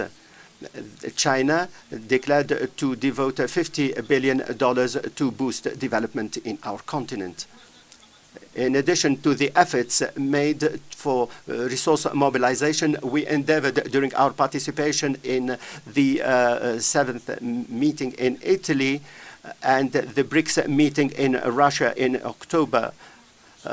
Also in our meeting in Brazil in November 24, in addition to other events, we endeavored to solve the problem of debt by promoting development. We also called for the review of the support and we called for establishing a new charter for financing development that would be more flexible and sustainable and would lead to the mobilization of resources that are commensurate with development. We also called for a better implementation of plans by the multi-party financial organizations for the benefit of development and for to implement our international agenda. In addition to resource mobilization, in order to promote development, we endeavored to turn our resources into an effective and sustainable development that can meet the faced challenges. These challenges have been worsened by the various crises. In this context, and in line with what was indicated, we called for a more flexibility to enable people to access education. in line with the theme for last year, we had this meeting in Mauritania in collaboration with the African Union, a continental meeting on education and employment of youths. This meeting was held in Nouakchott. The aim was to integrate youth and employment, and to youth represent the majority of the people, and these youths face the dangers of violence, the radicalization, and illegal migration. I call upon the summit to adopt the Nouakchott Declaration because it calls for a sustainable education to support peace and security, and to create jobs, and to reduce unemployment and precarity. African youths need an effective educational and training system. They also, like other African citizens, need health systems that enable them to have access to good quality health care. This will enable them to deal with the arising health issues as witnessed in our continent, such as the smallpox, cholera, and the like. In this context, I would like to hail the work carried out by the Africa Disease Center in dealing with the sudden health crisis. I congratulate Dr. Jankaya for the pioneering work done in this regard. Today, I will present a detailed report on this issue. Excellencies, ladies and gentlemen, in line with the Dhaka Declaration on food security and the following, we held two exceptional meetings to consolidate the agricultural systems. The first meeting was held in Nairobi in May 2024. It dealt with soil and the use of fertilizers. And in January 25, there was also a meeting in Kampala to develop flexible agricultural systems. A strategy and an action plan were adopted in order to promote a comprehensive agricultural development for the years starting 2026. I invite the summit to adopt the declaration and the action plan, and the same applies to the declaration of Nairobi. The aim is to promote investment and develop agricultural industries. The focus on industry requires that we need to have an energy that is sufficient and at an acceptable cost. We held in Dar es Salaam with Her Excellency Samia Suluhu, and in coordination with the African Development Bank and the World Bank, in last January, we held the African Summit on Energy, in order to promote access to electricity for millions of Africans in sub-Saharan countries. There were a number of energy pledges. In this regard, I call for extending our congratulations to the President of the African Development Bank and the President of the World Bank for their efforts to, within the framework of this ambitious partnership, to support development efforts in the continent. Energy plays an important role in dealing with climate challenges. These climate challenges have a major impact on our countries. There is the issue of global warming, and we need to deploy more efforts for the energy transformation. On your behalf, during the 29th session of the multi-party meeting on climate change, COP29 held in Baku in 2024, we called for the need for the international community to fulfill its commitment and to assist us in dealing with the negative impact of climate change. Excellencies, ladies and gentlemen, the achievement of the second action plan to implement Agenda 2063 is closely related to the coordination between the AU and the regional economic communities. For this reason, in our mid-year coordinating committee in Accra, we focused on integrating our national plans in continental programs to achieve African complementarity and to make its voice heard. This common voice will enable us to have the position that should enable us to effectively participate in the development of international agenda that should focus on sensitive African issues. Therefore, in all these events, we defended the rights of the African continent in its representation in the Security Council. We also called for a review of the international rules of governance. Our efforts were positively met, and there were clear commitments to work on them in the various meetings.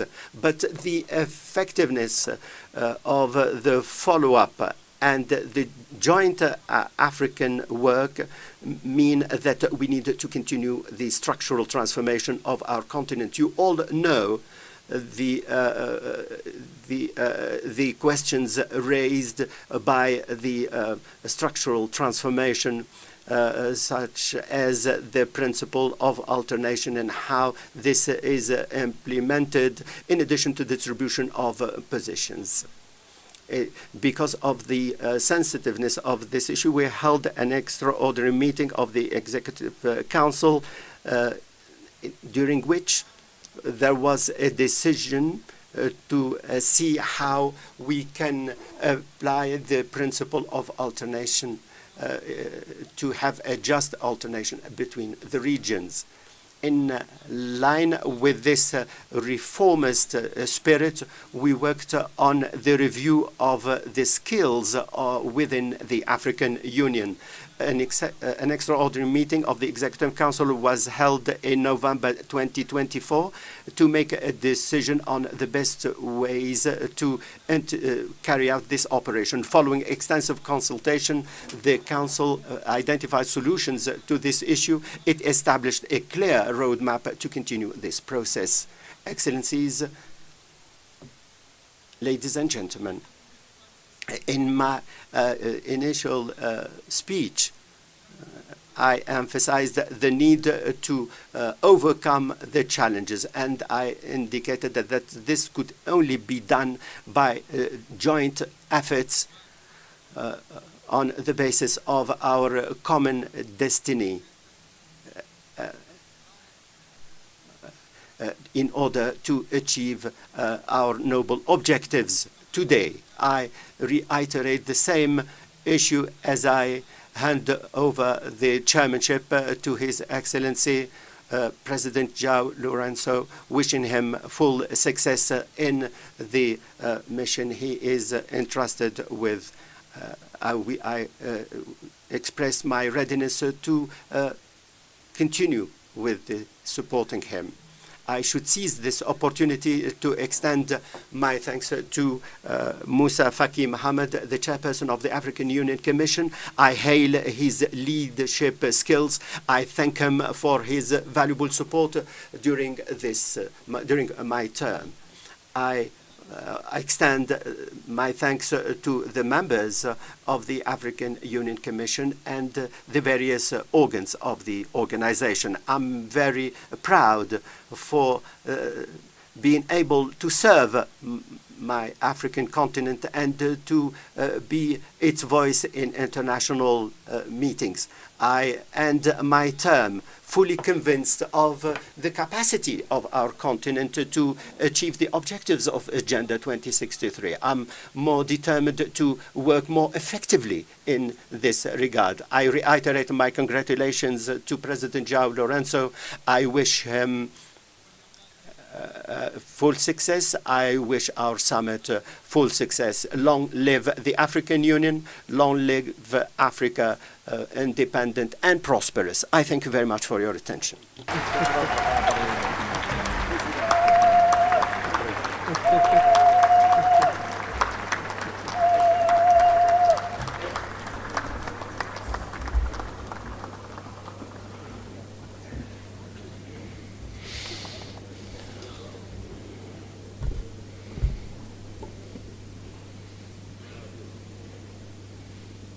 شكرا فخامة الرئيس. Thank you very much, President, for your statement. Ladies and gentlemen, now allow me to invite His Excellency Ambassador Yusuf Mundoha Asumani, Ambassador of the Union of Comoros to Ethiopia and Permanent Representative to the African Union, Dean of the African Ambassadors in Ethiopia, to introduce the new Bureau of the African Union Assembly for this session. Your Excellency.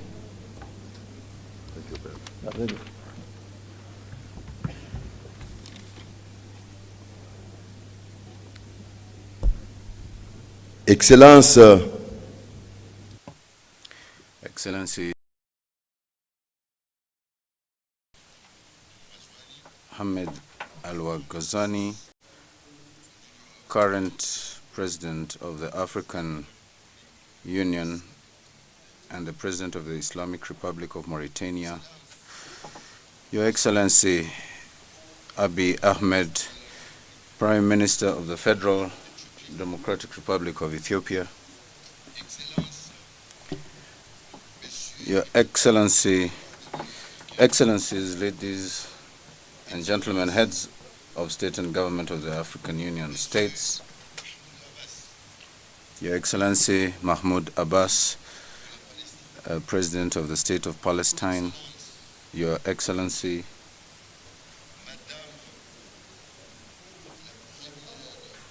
the Vice President of Barbados, Prime Minister of Barbados, Your Excellency Antonio Guterres, the Secretary General of the United Nations, Your Excellency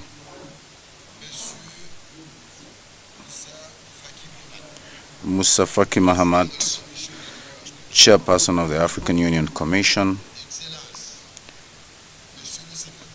Your Excellency Deputy Secretary General of the Arab League of States,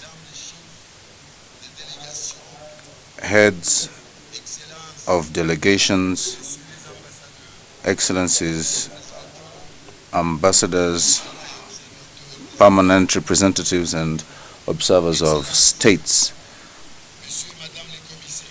excellencies, commissioners, excellencies, heads of African Union organs, invited guests, all protocols observed, Assalamu alaikum. I have the honor of introducing the Bureau of the Conference for 2025 pursuant to Article 16 of the Rules of Procedure of the Conference. The Bureau is as follows. Chair, the Republic of Angola, Southern Region.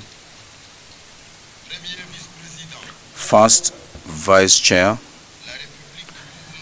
the Republic of Burundi, Central Region. Second Vice Chair, the Republic of Ghana, Western Region, Third Vice Chair, Jamhuri ya Muungano wa Tanzania, Eastern Region, apologies, Rapporteur, the Islamic Republic of Mauritania, Northern Region, which is submitted for your approval. Thank you, Excellencies. Thank you, Your Excellency, and congratulations for the new elected Bureau. I have the honor now to invite Excellency Muhammad Wil Sheikh Al Ghazwani, President of the Islamic Republic of Mauritania, to deliver his handover speech. Your Excellency, please.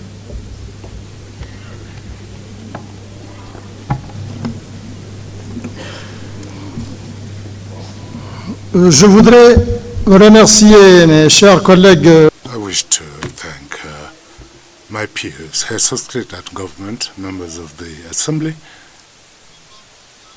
for having elected me at the head of the African Union as President for the period 2024-2025. Together, we have worked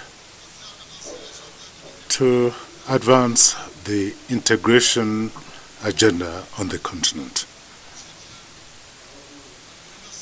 I wish to thank you for all the support and to thank you for the unflinching support that you gave me, contributing to the success of Mauritania and the entire continent in pursuing this lofty task.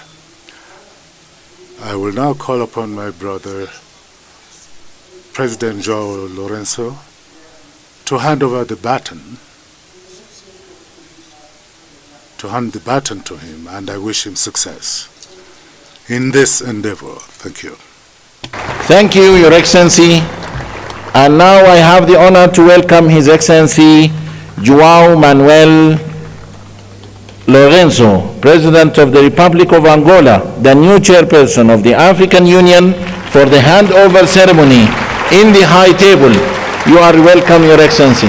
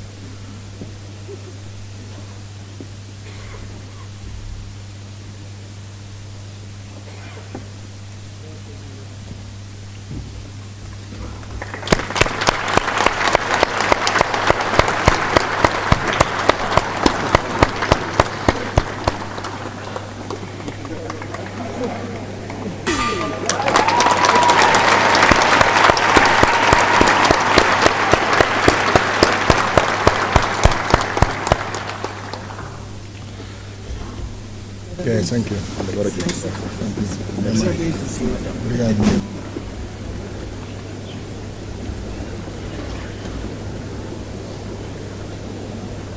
Congratulations, Your Excellency. Allow me now to call His Excellency João Manuel Lourenço, President of the Republic of Angola, Chairperson of the African Union, to deliver his acceptance speech. Your Excellency.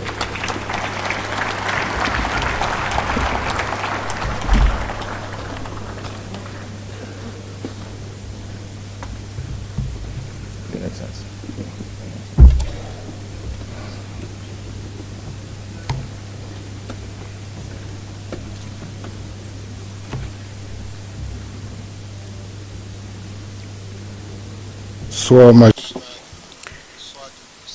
His Majesty Mswati III from the Kingdom of Eswatini, Your Majesty Letsi III from the Kingdom of Lesotho, Your Excellency Mohamed Ould Ghazouani, President of the Islamic Republic of Mauritania and the outgoing President of the African Union, Excellencies, Heads of States and Government, Your Excellency Abiy Ahmed Ali, Prime Minister of the Democratic and Federal Republic of Ethiopia, Excellency Antonio Guterres, Secretary General of United Nations, Excellencies, representatives of heads of states and governments, Your Excellency Musa Faki Mahamat, Chairperson of the African Union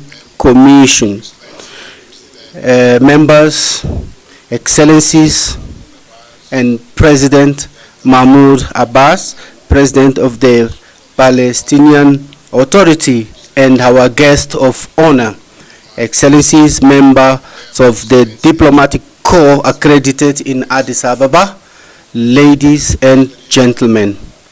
I would like on the outset to deeply thank His Excellency Prime Minister Abiy Ahmed from the Democratic and Federal Republic of Ethiopia and his people for once again, as it always the habit each year in February, that they host the most important meeting of the African Union. I would like to thank them for the warm welcome and hospitality that was accorded to us since our arrival in this beautiful country.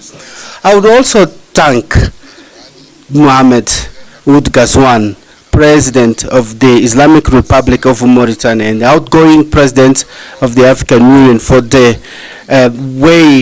proactive way, dynamic and proactive way that he led our organization during his tenure.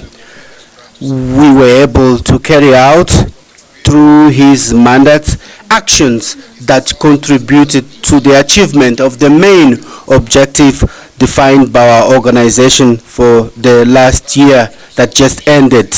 And we also built educative systems that are strong to allow quality education for African citizens, taking into account the better performance of our continent at the global stage, taking into account the objectives of the Agenda 2063 of the African Union and Agenda 2030 of the United Nations.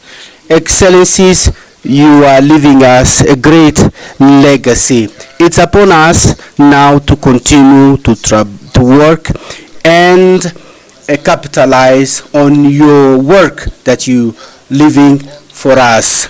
And I count on your support and experience, as well as the support of all the other African countries, so that Angola can also undertake a presidency that will be at the level of our expectations, and that we can also add our efforts for the achievement of the development goals of our countries, together with the achievement of Agenda 2063 in all our efforts in building the Africa that we want.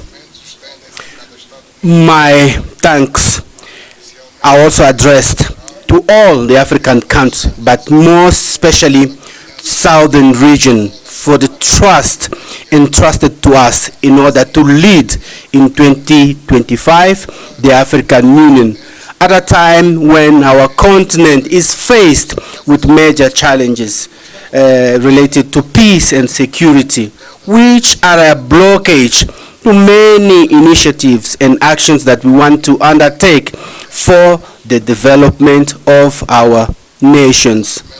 As you all know, it is the first time that Angola is assuming this major responsibility of leading the destiny of our continent in the coming 12 months. But we are going to look attentively to the problems of Africa, and we are going to contribute with our experience to finding solutions to peace and security, and for the implementation by member states of our economic policies, social policies, to promote progress and development of our continent. This is very important for us. The fact that we are assuming the chairship of the African Union in 2025, at the time we are also celebrating 50 years of our independence, national independence. Excellencies, ladies and gentlemen, throughout this conference, many issues will be discussed that are very important for our continent. The working framework of the African Union and the operationalization, the issue related to justice for African and people of African descendants through reparations, which is the theme selected for this year, and a theme that Angola also chose for its chairship, which is related to the building infrastructure as a factor for development for Africa. These aspects, if combined, can allow us to build a communication channel and a channel of dialogue with our partners. It will make us understand the importance and the advantage of cooperating for a developed Africa that is industrialized, that is going to win over hunger, misery, and unemployment, and reducing the probability of armed conflict and illegal immigration. We will have the opportunity to address all these aspects in our 4th conference for development that is going to take place in Sevilla in Spain from 30th June to 4 July this year. And we believe this is a historical opportunity to redefine the rules of financing based on economic justice and inclusion, taking into account the commitments from previous conferences that were not fulfilled, especially the Monterey Consensus, Doha Declaration, and Addis Ababa Declaration. The 4th Sevilla Conference is going to address the challenges that we have faced in the funding for development and promoting the adoption of innovative solutions and more effective solutions such as fiscal justice, debt relief, climate funding, reforms in financial and global institutions, and social inclusion. These are going to deserve our attention so that we can adopt a common position that can ensure the continent to reinforce its influence in the global governance and the reduction of the cost of the debt, and for a sustainable development of our continent. The achievement of these objectives is going to create synergies that are going to promote more trade, more cultural exchange, and technology and other aspects that are going to bring benefits for all the parts involved. We believe that in the objective that we aim for our countries, we include issues that are for priority, especially in fundamental infrastructures, railways, roads, airports and ports, power supply stations that are essential for the industrialization of our continent and to improve the living conditions of our people. During our presidency of the African Union that we are going to assume from today, we hope to work together with all the members of our institutions, we're hoping to launch a plan for together with our partners, so that the African Union Commission can be able to establish the basis for infrastructure projects that are going to be undertaken in our continent. We would like to underline the contribution of Angola for the development of Africa, taking into account our superavit when it comes to energy supply, especially in this sector of energy. Given its strategic relevance that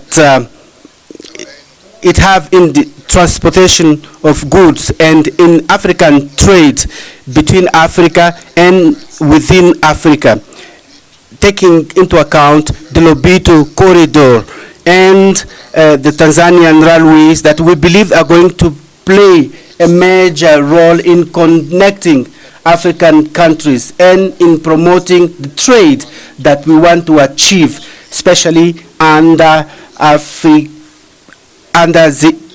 AFCFTA. Taking into account what I've just said, I believe that we should come up with a well-defined strategy in order to yield the benefits. I believe that by integrating G20, it's essential in ensuring that Africa plays an active role in global decisions.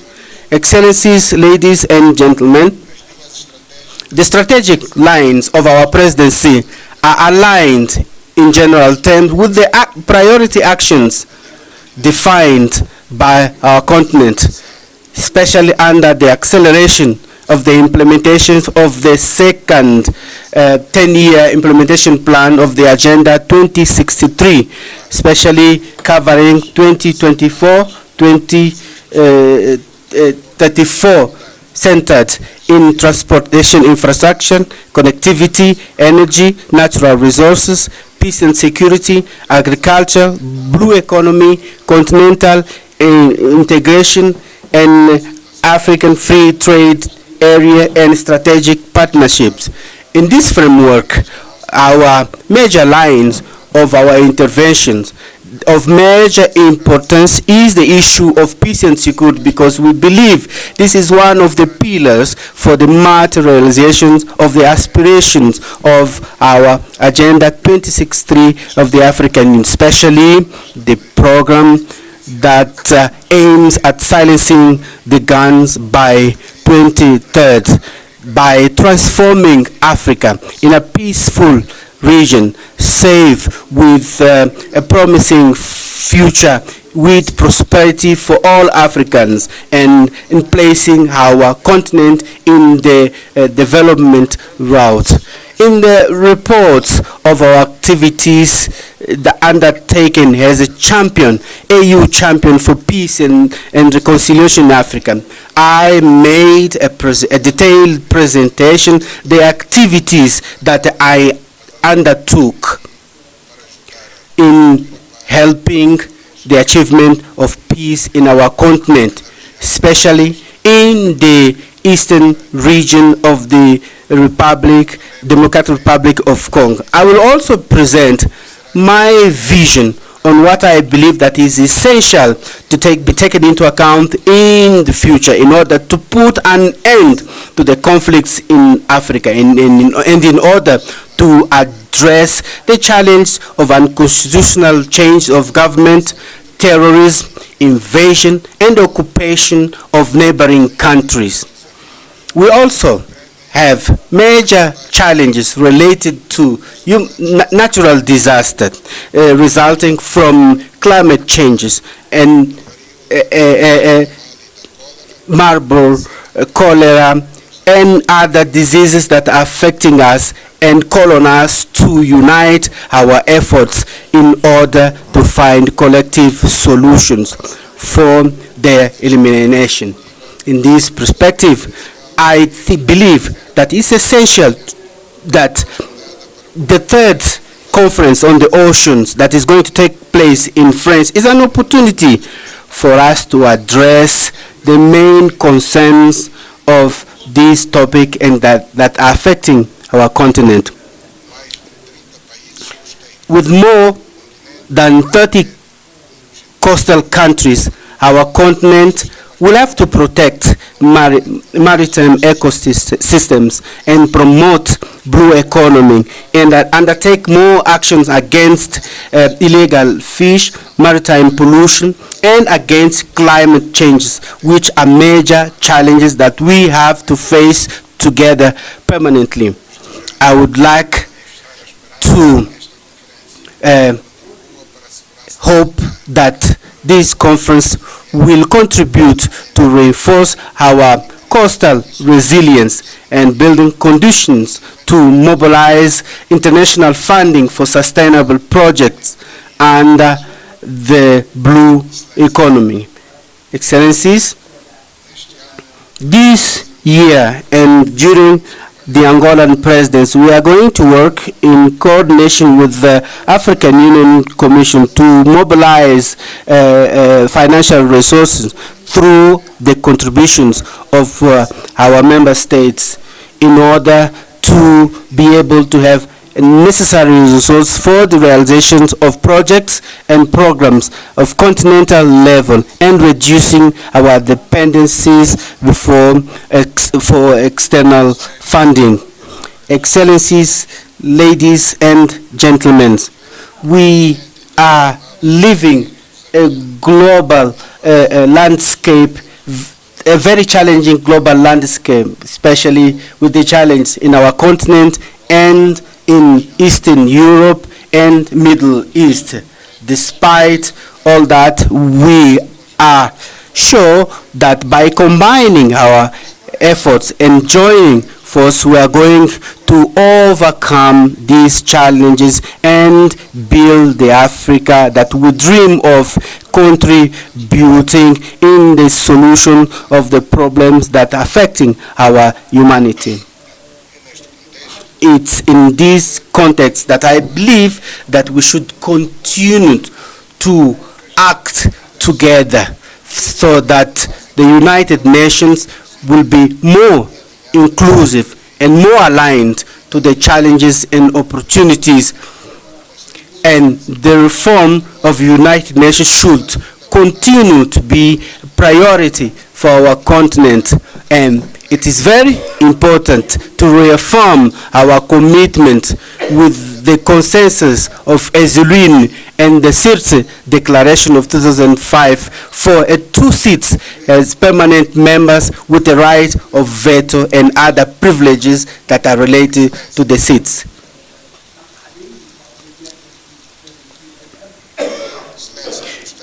Excellencies, I would like to call on you your best contribution so that our presidents of our continental organization that we assume today can take part, can happen in a climate of understanding and the dynamics that is necessary in this long work that we together undertake for the transformation of Africa as a continent that rich and prosperous for its people. Allow me to address my vote of thanks to His Excellency Musa Faki Mohammed and the outgoing commissioners that had their mandates at the Commission for their excellent work throughout their mandates at the helm of our common house of Africa. I wish to the new coming Commission successes in their mandates and endeavors, and I appeal that the Pan-African spirit and the ideals of our founding fathers continue to lead the future of our continental organization. I would like to hereby accept to undertake the functions of the chair of the African Union, and that our tears today for having lost the African child, some Nyoma, will be transformed in strength that will help us achieve the challenge that are ahead of us. Thank you very much for your kind attention. Thank you, Your Excellency.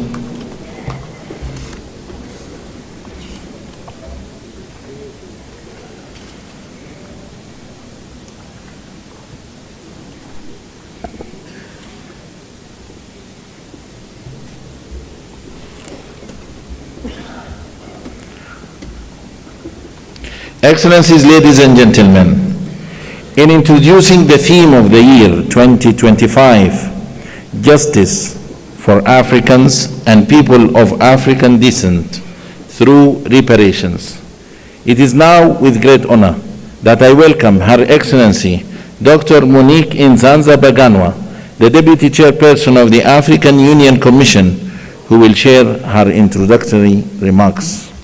Your Excellency.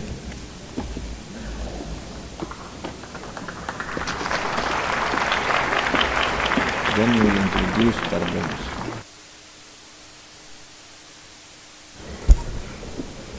Thank you.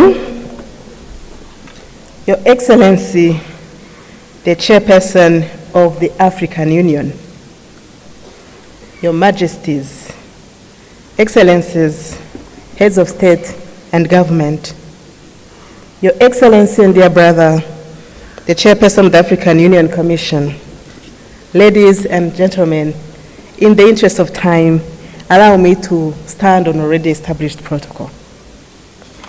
Over the past centuries, the voices of Africans and people of African descent have echoed in various quarters with a singular demand: justice. Justice for the millions who were forcibly uprooted from their homes. Justice for those whose lands were plundered, wealth stolen, and dignity were stripped away.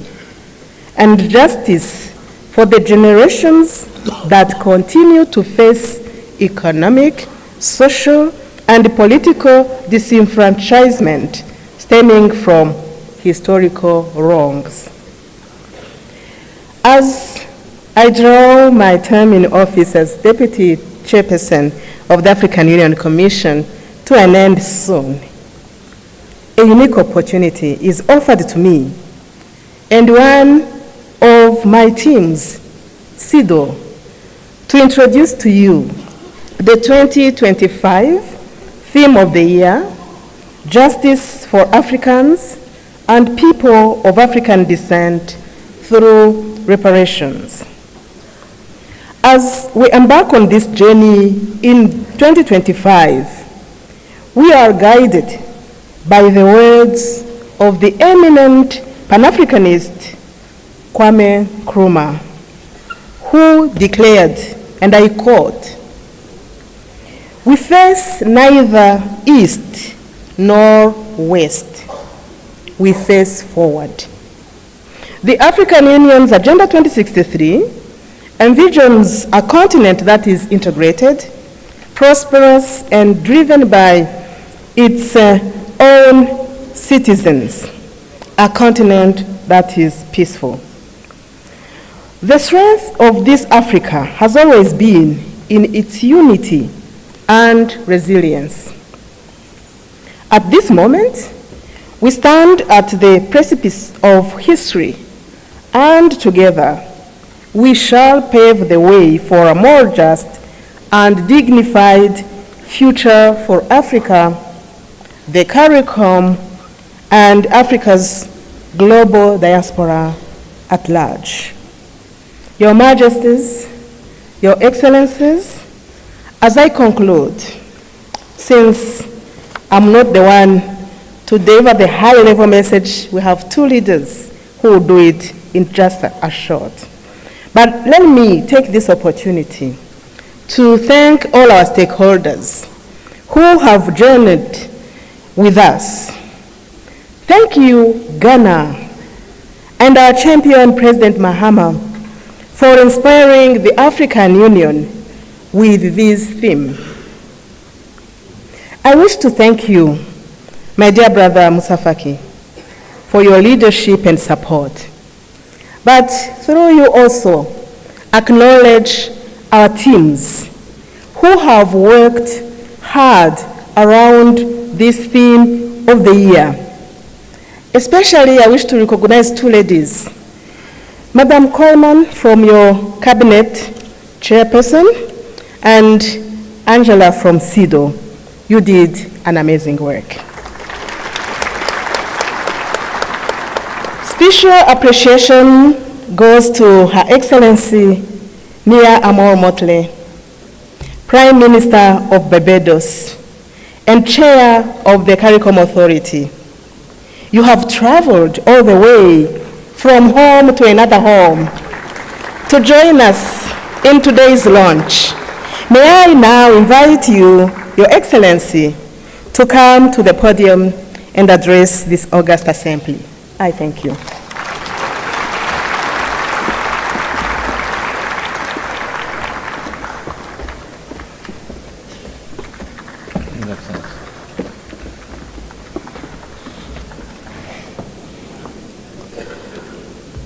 Thank you very much, Madam Chairperson.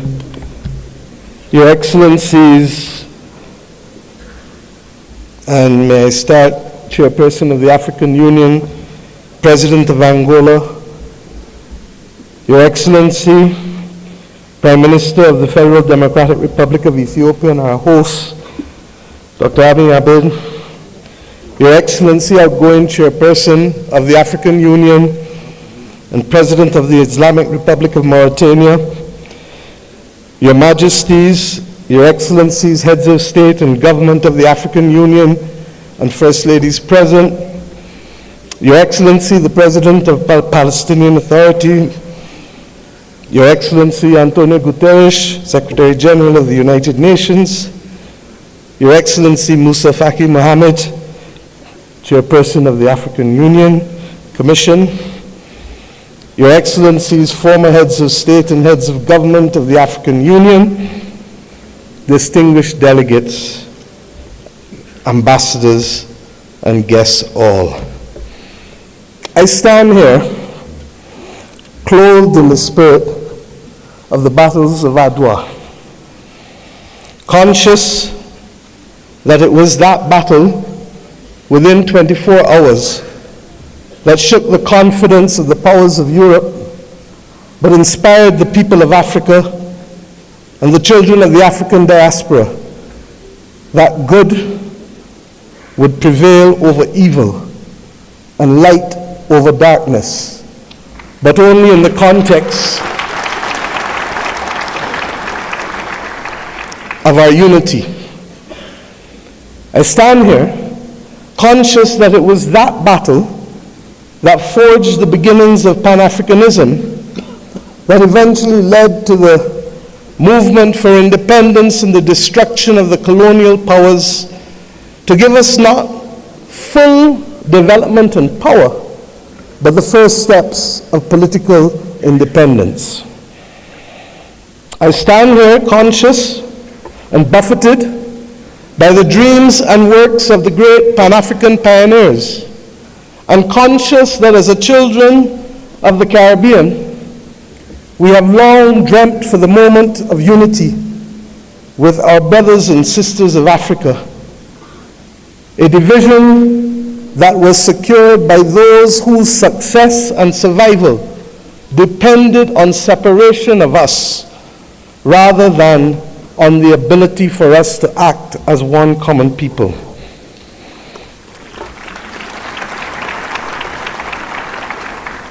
Our relationship, you can say, was embryonic, but regrettably, as long as it has been and as related as we have been, it has been sporadic.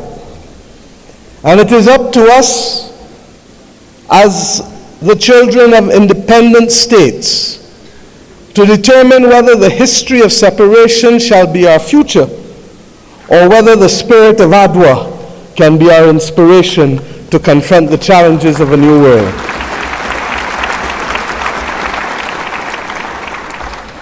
Yes, I stand here as a daughter of Africa, I stand here equally as a proud Prime Minister of Barbados, a country which is the first landmass that you reach after you leave this great continent of Africa. A country which became a hub for the wrong reasons, but today I come to Ethiopia to share with you in the Africa Union that we can be a hub now for the right reasons between our two peoples. I stand here as the proud chairman of CARICOM, the Caribbean community, recognizing that as a member of the 6th region of Africa, we have come to reclaim our Atlantic destiny.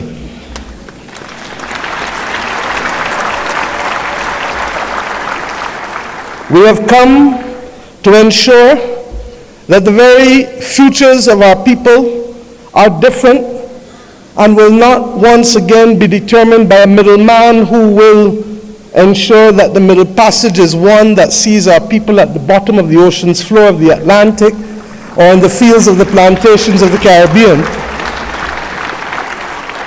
but instead that it will be a future that sees our people, hears our people, feels our people, and that will determine in future that it is we who shall forge the manner in which we cooperate, integrate, and invest, rather than simply being victims of a past history.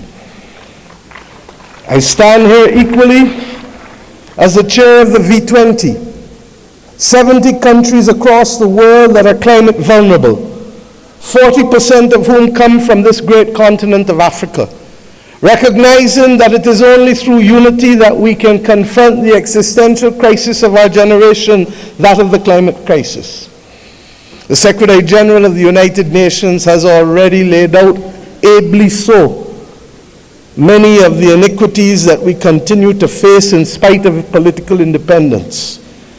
It was His Majesty Haile Selassie who popularized and told us that there shall be no first-class or second-class citizens, words popularized by Bob Marley, learned by all of our people without appropriately recognizing the context in which he spoke and the mission which must be ours for generations until it is achieved.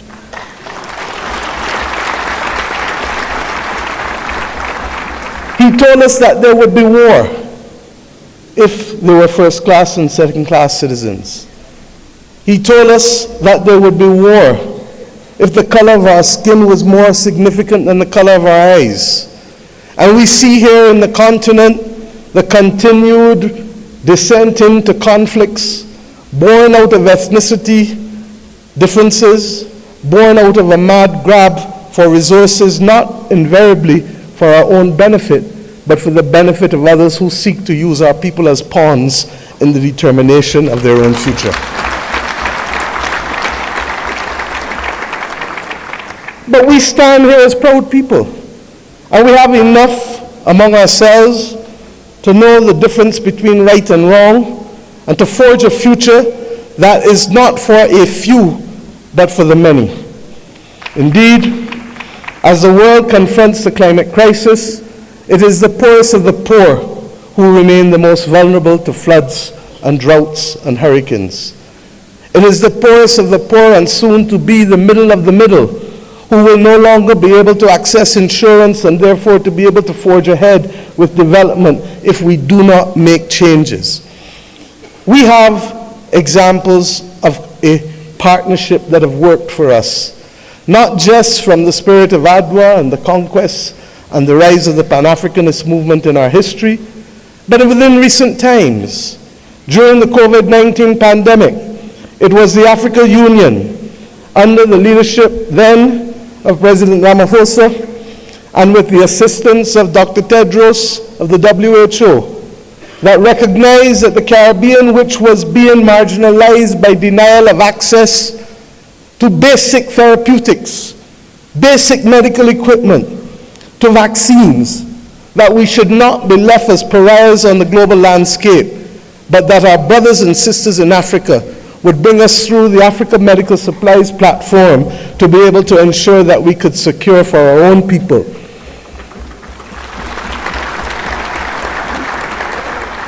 It was with the solidarity of many of you in the African Union that the Bridgetown Initiative has been able to take root and to make a case for a more modern and a fairer system that allows us to be able to access finance and to be able to put in place measures that allow us to be able to pause our repayment of debt during the period of necessity for rebuilding after horrific climatic events.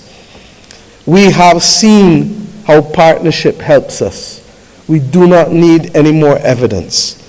What is required of us is to lead the way to peace, to prosperity, and to justice. And the reparations which we call for the international community to be able to recognize, first and foremost, with that which we ask from each of our children.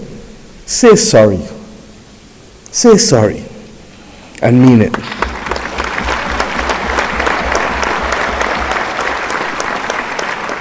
And after you say sorry, recognize that the future of the world is not possible without the stability of Africa and its diaspora. For as long as hypocrisy and double standards remain, it will be impossible to secure stability and peace in any nation across the earth.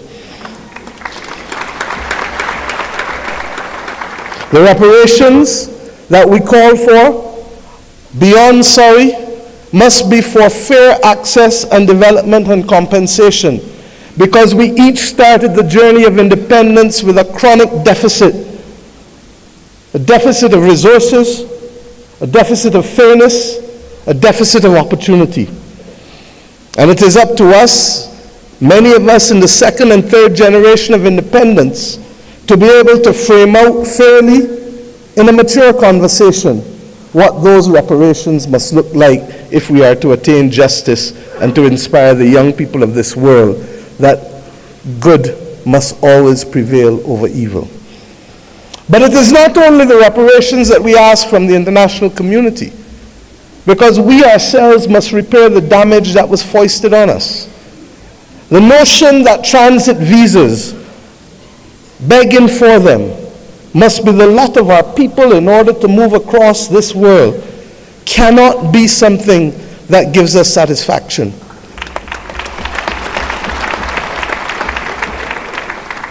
To go east and to go west, we are forced to go north. It is not right. And it is not beyond the heads of government and heads of state, of the region, of the Caribbean community, and of the continent of Africa to determine that we must stop talking about, but simply do what is necessary to build the air bridges and sea bridges to guarantee that we control our destiny. I ask us to reflect on this because it is this simple act, apart from our music and our culture and our food, that will guarantee that it is not simply heads of government and heads of state that will meet in Accra or Bridgetown, but it is ordinary people who will be able to trade and to move from the closest point of Dakar to the closest point of Bridgetown, to be able to open up the opportunities that technically ought to be available not just simply through the Africa Free Trade Area or the CARICOM single market and economy, but through the combined opportunities provided by both.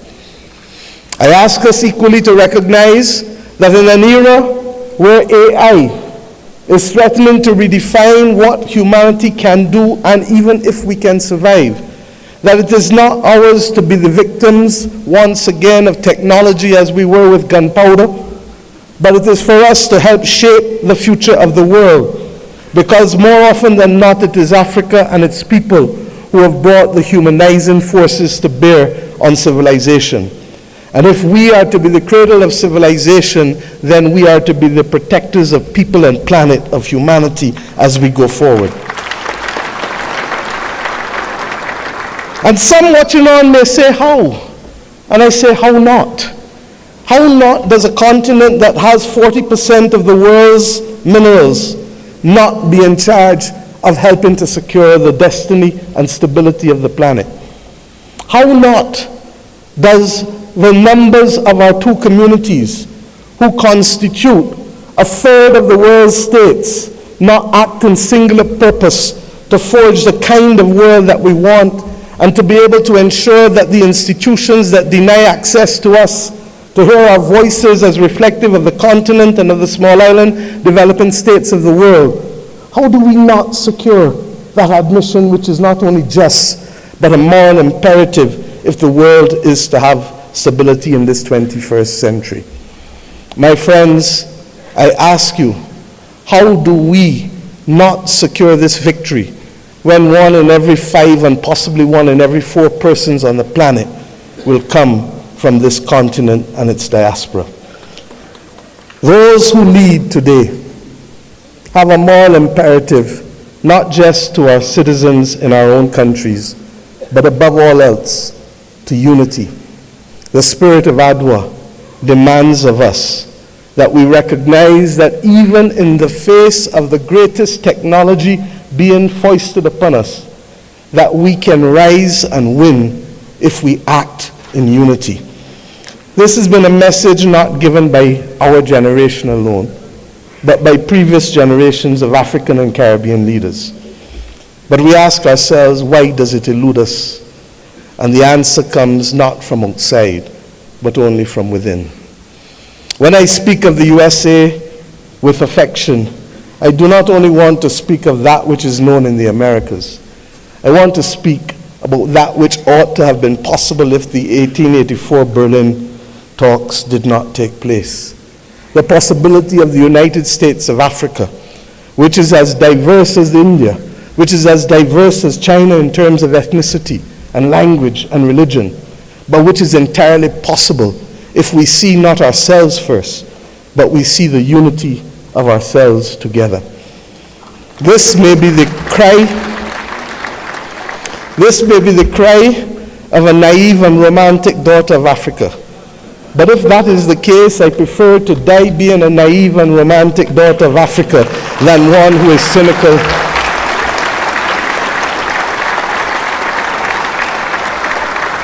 and one who is daunted by the actions and power of others. We know what it is to stand in unity with you to fight apartheid and to fight for the liberation of the peoples of Africa. For when President Castro stood to send people from his own country to Southern Africa to free your people, it was in my own country that the planes refueled, ensuring that that battle was possible. And when 100 years ago, almost, a Barbadian man and woman left our nation and left the United States to come here, Arnold and Mignon Ford, he wrote the anthem and lyrics of the anthem of the United Negro Improvement Association, UNIA, and his wife dared to establish a co-educational school here in Ethiopia, ensuring that boys and girls could receive education in a time and at a time when war was dominating the global landscape. They chose to see light rather than darkness. I ask us today in tangible terms that will allow our people to travel, that will allow us to pool our investments to ensure that the people of Africa not be denied the electricity that is so necessary as a platform for participation in the new world. I ask us not only to pool that investment, but to also ensure that we pool our voices, because there is too much division in this world today. There is too much war and there is too much conflict. And we know what precipitates and causes that. If we leave Addis Ababa with the commitment that the world is not going to be safe without a prosperous and stable Africa, then we understand what is the moral imperatives we must undertake in each of our countries to secure that unity of purpose and to secure ultimately the saving of the people and planet. I ask you today to recognize that, and I thank Prime Minister Abiy Ahmed for agreeing that the first in-face summit of CARICOM and the Africa Union should take place here in Addis Ababa on the 7th of September of this year of our Lord.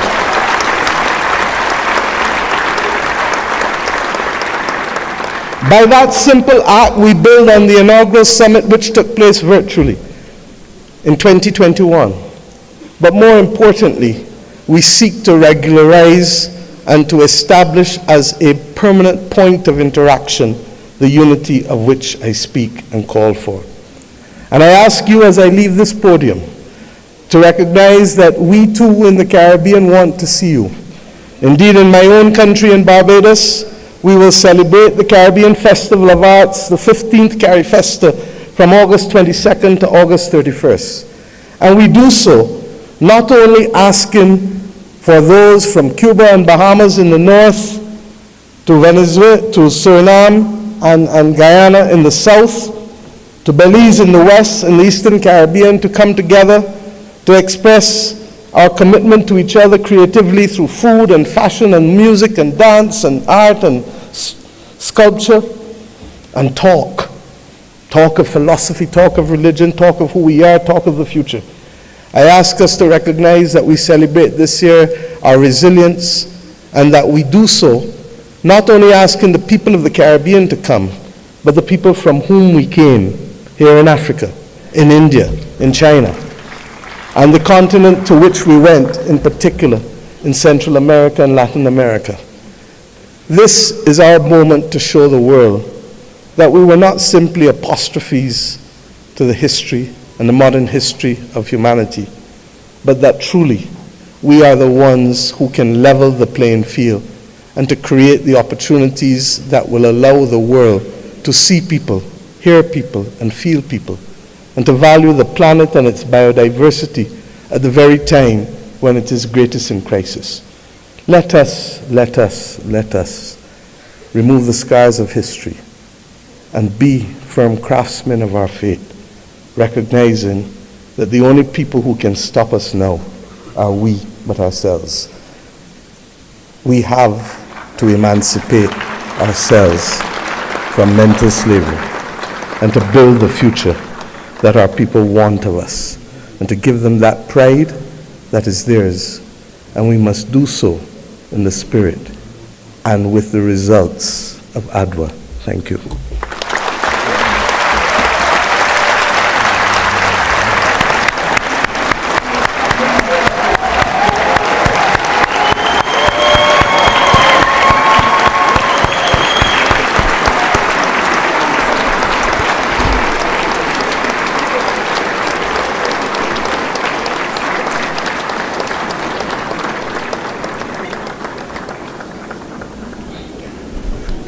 Thank you, Your Excellency, Prime Minister of Barbados, Chair of the Caribbean Community, CARICOM, for a global call for the African Union theme of year 2025. It is my distinct honor to welcome now His Excellency John Mahama, the President of the Republic of Ghana, as the African Union leader on advancing the cause of justice and payment of reparations to Africans. Your Excellency.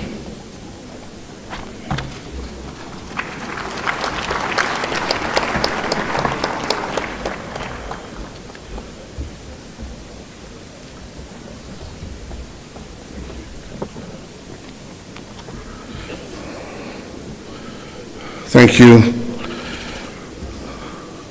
Your Excellency, Chairman, President of Angola, Your Excellency, Prime Minister Abiy Ahmed of the Federal Democratic Republic of Ethiopia, Your Excellency, Chairperson of the African Union, and in the interest of time, may I just proceed on established protocol and say, Your Excellencies, my colleague, heads of state, distinguished citizens. It's a privilege to address this historic launch of the African Union theme of the year 2025, and I quote, "Justice for Africans and the people of African descent through reparations," unquote. This moment marks a significant milestone in our collective pursuit of justice, equity, and the long overdue recognition of the historical injustices that continue to shape the lives of Africans and the people of African descent worldwide. At the 37th Ordinary Session of the Assembly of the African Union in February 2024, our heads of state and government made a landmark decision to dedicate the year 2025 to the cause of reparatory justice. This decision underscores our collective commitment to addressing the historical injustices and their lingering consequences that have impacted generations of Africans and people of African descent.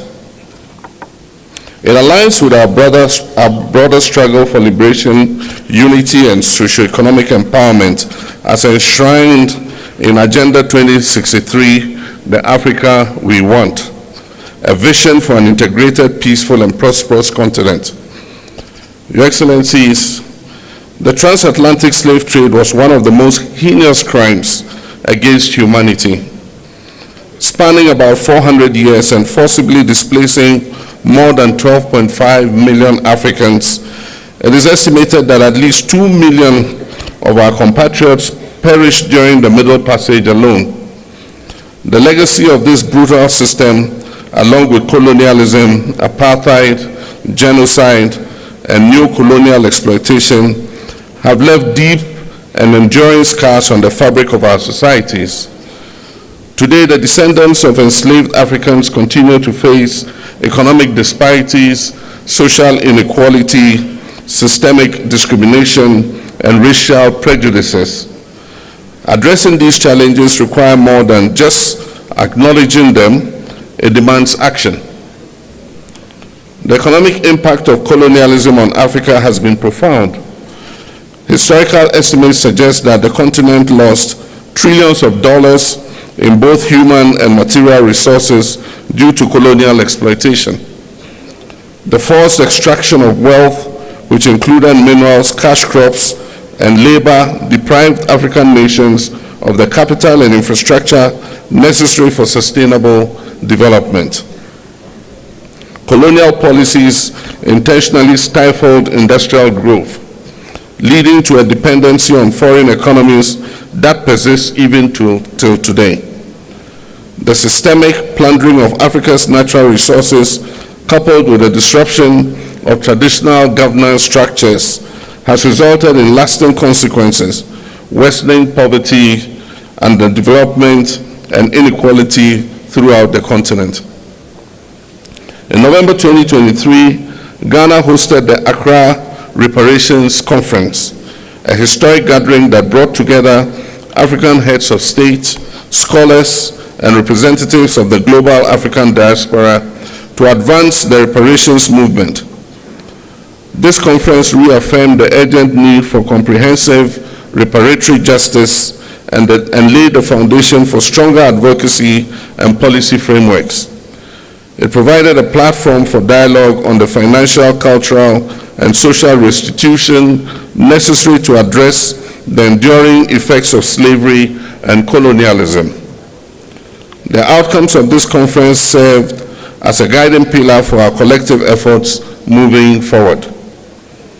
The 2025 AU theme of the year is therefore a call to galvanize efforts towards reparatory justice. It is an appeal to ensure that the dignity, rights, and well-being of Africans and their descendants are fully restored. Reparations involves not only financial compensation, but also restitution, rehabilitation, and guarantees of non-repetition for the abuse of fellow human beings. It is also about truth-telling, historical accountability, and the restoration of agency to those who have been marginalized for centuries. Your Excellencies, ladies and gentlemen, the call for reparations, while including, extends beyond financial redress to encompass addressing structural inequalities, ensuring educational and economic opportunities, reclaiming cultural heritage, and amplifying the voice of Africa and the diaspora communities on the global stage. Achieving justice requires multi-stakeholder collaboration. Today's pre-launch event serves as a crucial platform for concertedly rolling out constructive consultation, dialogue, and partnership.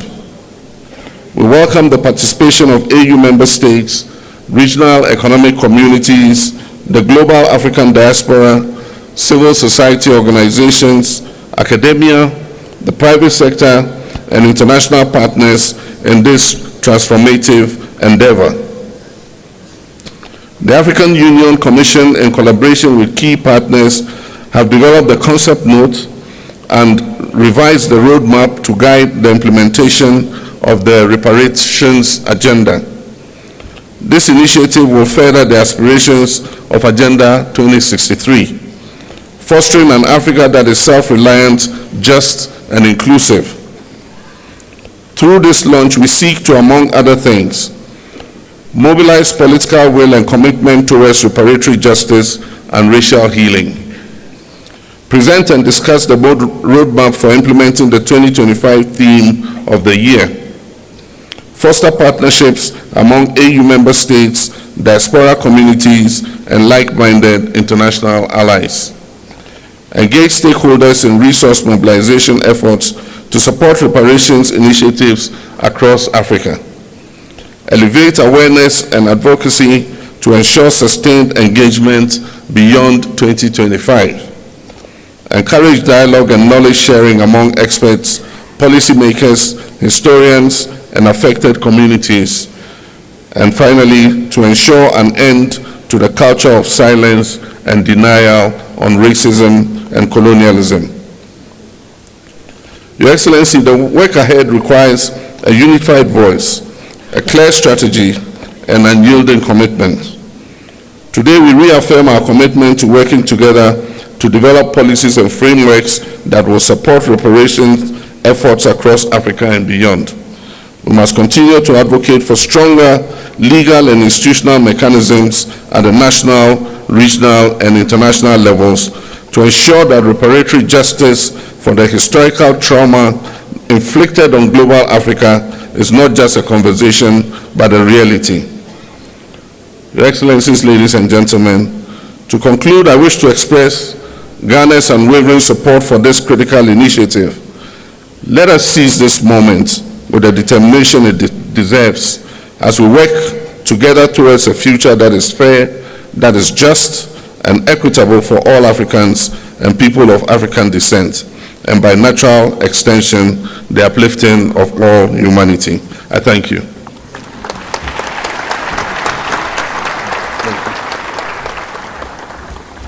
Thank you very much, Your Excellency.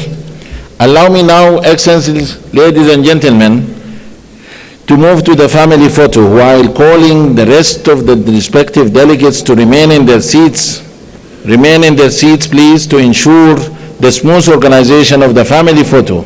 Allow me this time to call Excellencies and Honorable Heads of States and delegates in an organized manner to proceed to the photo session location. Allow me now to start by calling distinguished presidents from Liberia, Libya, Madagascar, and Malawi. Please follow our protocol team to the family photo. There is only one door open for the family photo, which is gate number 5. Please, protocol teams, lead our leaders to the family photo. And then the second row, please, distinguished presidents and heads of states from Cape Verde, Cameroon, Central African Republic, Chad, Comoros, Congo, Cote d'Ivoire, Democratic Republic of Congo, Djibouti, Egypt, Equatorial Guinea, Eritrea, Swatini, the Gambia, Ghana, Guinea-Bissau, Kenya, and Lesotho. Please follow our protocol team to the family photo. Excellencies, presidents and heads of delegations from Sierra Leone, Somalia, South Africa, South Sudan, Tanzania, Togo, Tunisia, Uganda, Zambia, Zimbabwe, Algeria, Benin, Botswana, and Burundi. Please follow our protocol team to the photo session location.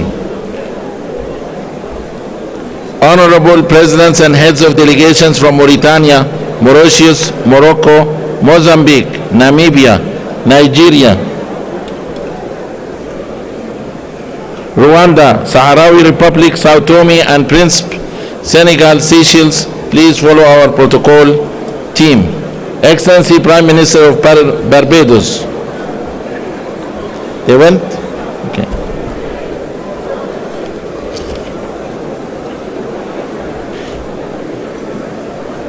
Okay, with that, I thank you all for your time and I wish you fruitful deliberations. They didn't wait.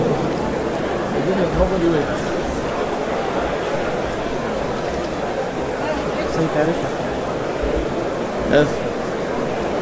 They will change. I have my team.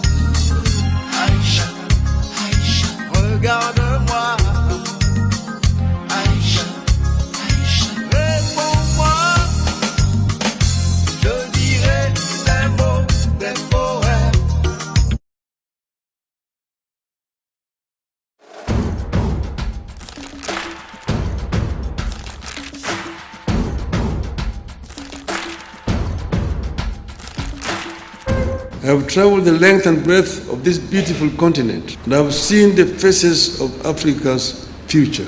I understand the continent, and I see the faces of our children, full of hope and energy, and unbound by the borders of yesterday. I dream of an Africa where those borders and colonial languages no longer divide us. From the hills of Kenya, the deserts of Sahara and the Kalahari, from the lakes of Great Rift to the rainforests of Central Africa, from Indian Ocean to the Atlantic, Africa must be one. I believe in the story of the African lion. The lion is an African animal, is a king of the jungle. The Cameroonian national soccer team is called the Indomitable Lions. The soccer team of Senegal is called the Lions of Teranga. The soccer team of Morocco is called the Atlas Lions. Here in Eastern Africa, we call it the Simba, king of the jungle. When the king roars, the jungle listens. But I'm here as the African lion. I've been asleep in the jungles of the Congo, but now I'm awake and I'm sitting on African gold, African oil, African diamonds, African iron and copper ores. And I have the ability to transform all these materials that I have into wealth for the benefit of my people. I'm ready to serve. My heart is ready, and my hands are steady, and with your support, I shall get the opportunity to be of service to Africa, the cradle of mankind. I am made in Eastern Africa for Africa.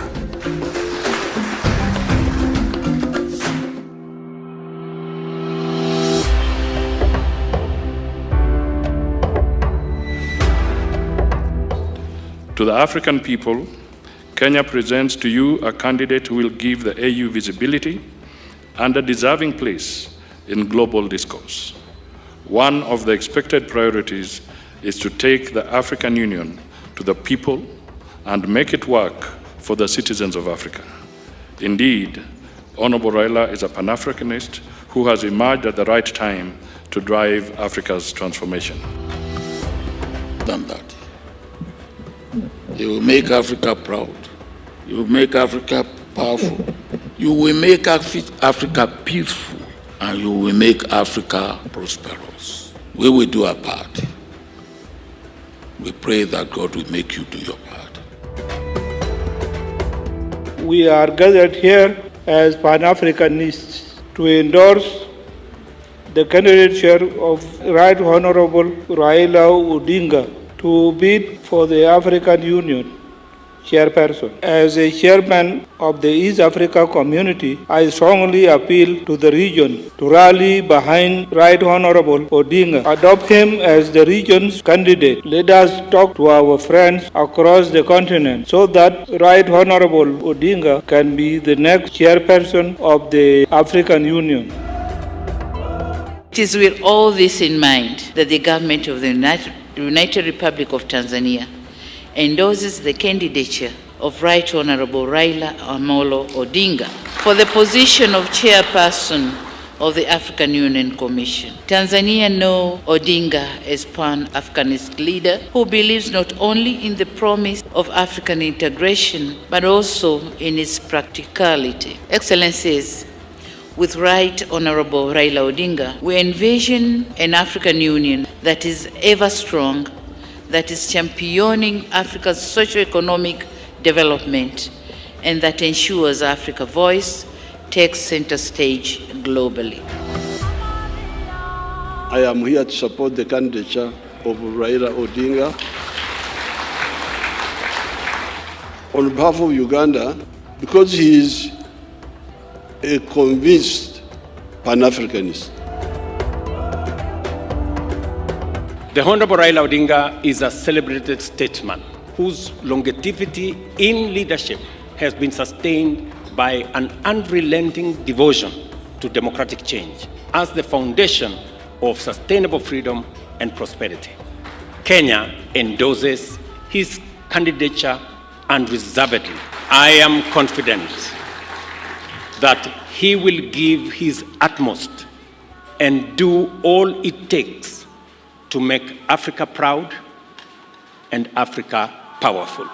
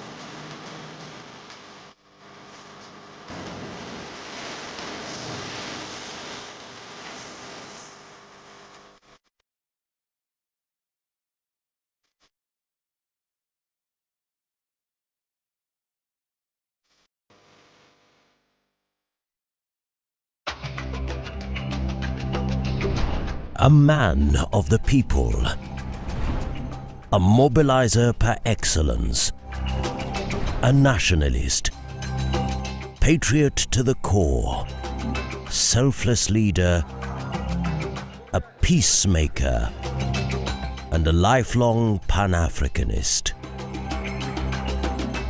Kenya's former cabinet minister and Prime Minister. Mimi Raila Amolo Odinga. The first African Union High Representative for Infrastructure Development from 2018 to 2023. Raila Amolo Odinga, with his profound leadership experience and diplomatic skills, demonstrates a keen understanding of Africa's challenges, embodies geopolitical awareness and represents historical precedents through his commitment to consultative processes. His philosophy and experience make him the ideal candidate for the role of African Union Commission Chairperson. His deep-rooted sense of African identity and commitment to Pan-Africanism are at the core of his political philosophy. His key focus and commitment are to harness Africa's rich and vast human and natural resources to command the global influence it rightfully warrants. He is an ardent champion of African unity, intra-African trade and integration. The Right Honourable Raila Odinga is a visionary, transformative and action-oriented leader who has consistently demonstrated admirable leadership qualities that will provide impetus in the actualization of Africa's priorities. This has been demonstrated through resource mobilization for the implementation of key infrastructure projects under the Programme for Infrastructure Development in Africa. As a global statesman, he has represented Kenya across the continent and the continent across the world. He has been a peace mediator and election observer, illustrating expertise and experience to serve internationally as an effective advocate for Africa. In his tenure as Prime Minister of Kenya, he oversaw the national budget and implementation of fiscal policies that enhanced transparency and efficiency in public spending. He introduced performance contracting in the government, significantly improving public service delivery. Honourable Raila Odinga's leadership roles have consistently involved managing and leading diverse teams across different cultural and political contexts. As AU High Representative for Infrastructure Development, he led a team of advisors from various African countries, fostering a collaborative environment that leveraged cultural and political diversities. He has a proven track record of championing the voices of the underprivileged, building consensus among stakeholders from diverse backgrounds, and ensuring that policies and projects reflect the collective aspirations of the African peoples. The Right Honourable Raila Odinga is committed to harnessing Africa's youth's potential and has championed the adoption of technology in various capacities throughout his career. His role at the African Union involved promoting the integration of digital solutions in infrastructure projects such as the Continental High-Speed Train and Smart City initiatives. To align Africa to Agenda 2063 and usher the continent into a new era of shared prosperity, there is no better leader other than the Right Honourable Raila Amolo Odinga. Excellencies, I present to you a visionary Pan-African, a bold and wise leader, a professional and technocrat, as well as a towering statesman and a veteran mobilizer for positive change. Kenya endorses his candidature unreservedly, and we commit wholeheartedly to support his candidature, his vision, and his leadership. The champion of Pan-Africanism. This is Africa's century.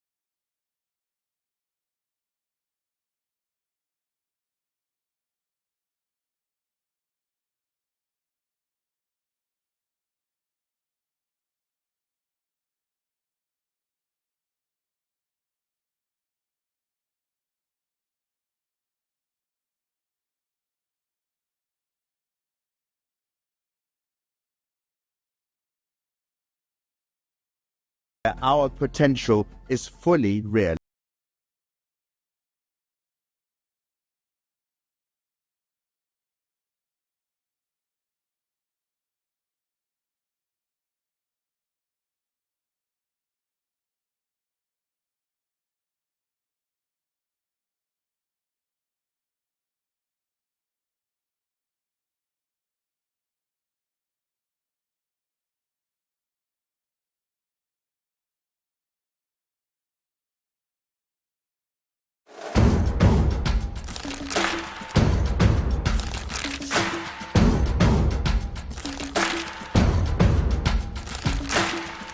I have traveled the length and breadth of this beautiful continent, and I have seen the faces of Africa's future.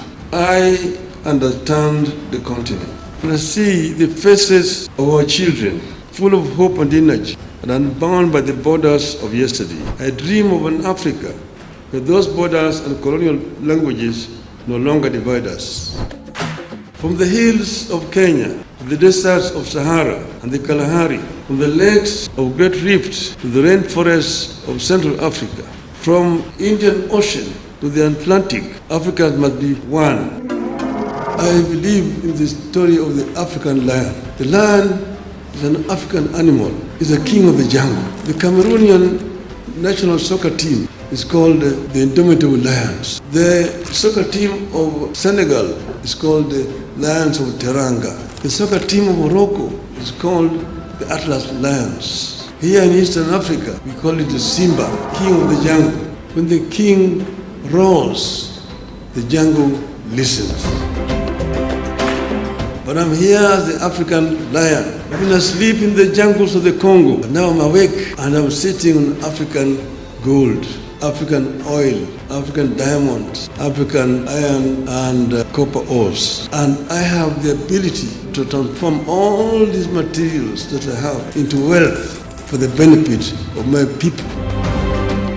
I'm ready to serve. My heart is ready and my hands are steady.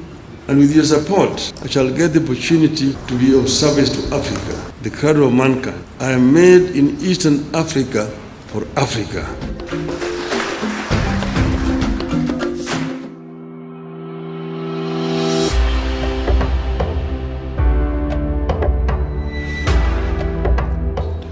To the African people, Kenya presents to you a candidate who will give the AU visibility and a deserving place in global discourse.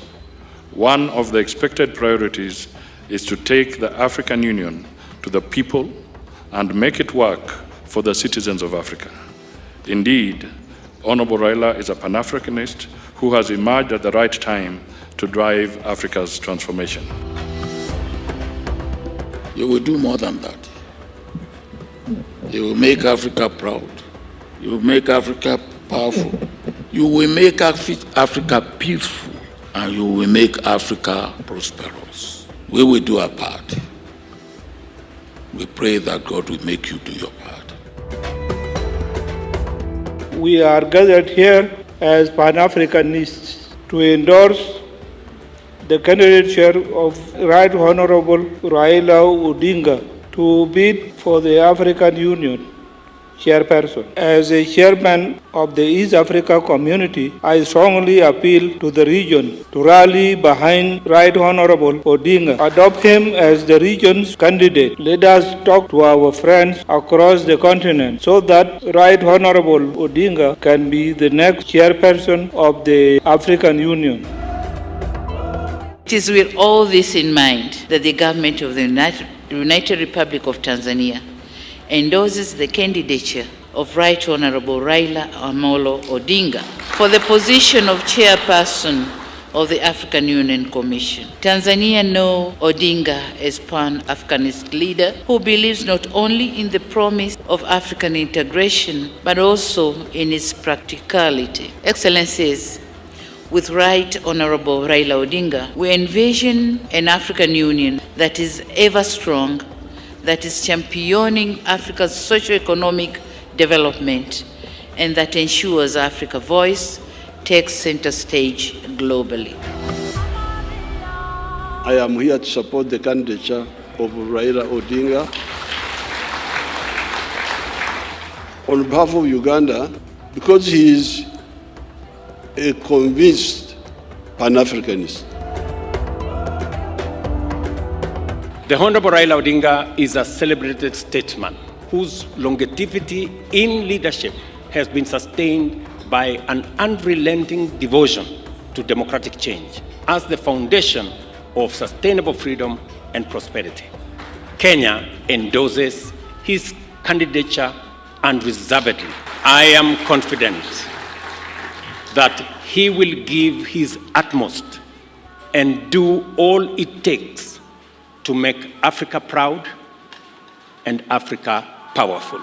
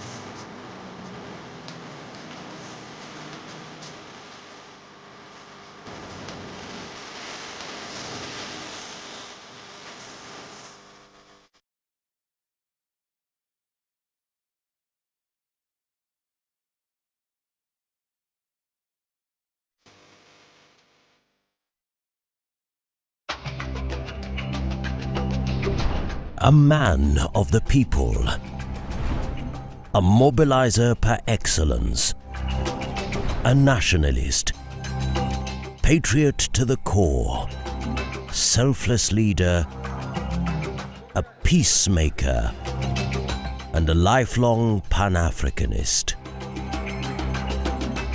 Kenya's former cabinet minister and Prime Minister. Mimi Raila Amolo Odinga. The first African Union High Representative for Infrastructure Development from 2018 to 2023. Raila Amolo Odinga, with his profound leadership experience and diplomatic skills, demonstrates a keen understanding of Africa's challenges, embodies geopolitical awareness and represents historical precedents through his commitment to consultative processes. His philosophy and experience make him the ideal candidate for the role of African Union Commission Chairperson. His deep-rooted sense of African identity and commitment to Pan-Africanism are at the core of his political philosophy. His key focus and commitment are to harness Africa's rich and vast human and natural resources to command the global influence it rightfully warrants. He is an ardent champion of African unity, intra-African trade and integration. The Right Honorable Raila Odinga is a visionary, transformative and action-oriented leader who has consistently demonstrated admirable leadership qualities that will provide impetus in the actualization of Africa's priorities. This has been demonstrated through resource mobilization for the implementation of key infrastructure projects under the Programme for Infrastructure Development in Africa. As a global statesman, he has represented Kenya across the continent and the continent across the world. He has been a peace mediator and election observer, illustrating expertise and experience to serve internationally as an effective advocate for Africa. In his tenure as Prime Minister of Kenya, he oversaw the national budget and implementation of fiscal policies that enhanced transparency and efficiency in public spending. He introduced performance contracting in the government, significantly improving public service delivery. Honorable Raila Odinga's leadership roles have consistently involved managing and leading diverse teams across different cultural and political contexts. As AU High Representative for Infrastructure Development, he led a team of advisors from various African countries, fostering a collaborative environment that leveraged cultural and political diversities. He has a proven track record of championing the voices of the underprivileged, building consensus among stakeholders from diverse backgrounds, and ensuring that policies and projects reflect the collective aspirations of the African peoples.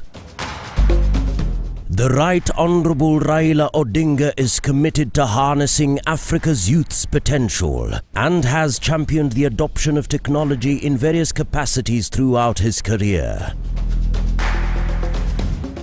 His role at the African Union involved promoting the integration of digital solutions in infrastructure projects such as the Continental High-Speed Train and Smart City initiatives.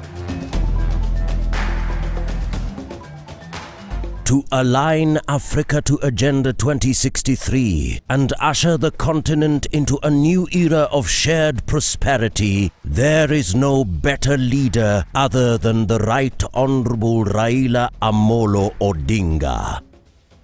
Excellencies, I present to you a visionary Pan-African, a bold and wise leader, a professional and technocrat, as well as a towering statesman and a veteran mobilizer for positive change. Kenya endorses his candidature unreservedly, and we commit wholeheartedly to support his candidature, his vision, and his leadership.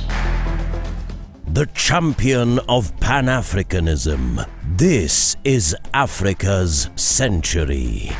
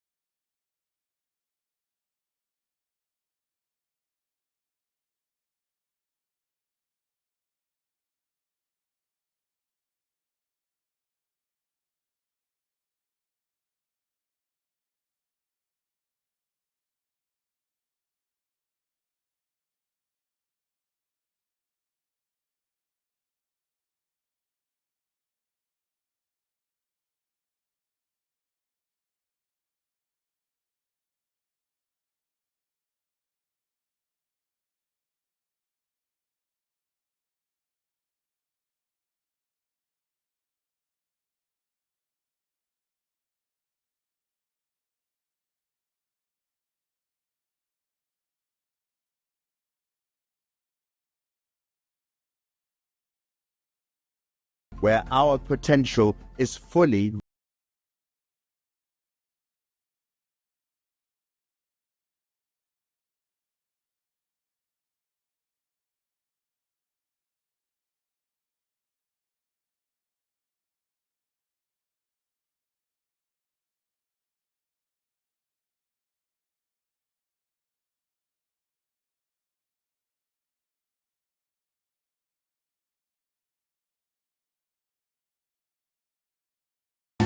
Aïcha, écoute-moi. Aïcha, non, ne t'en va pas. Elle a dit garde tes trésors. Moi je vaux mieux que ça. Les barreaux sont des barreaux, même en or. Je veux les mêmes droits que toi. Et du respect pour chaque jour.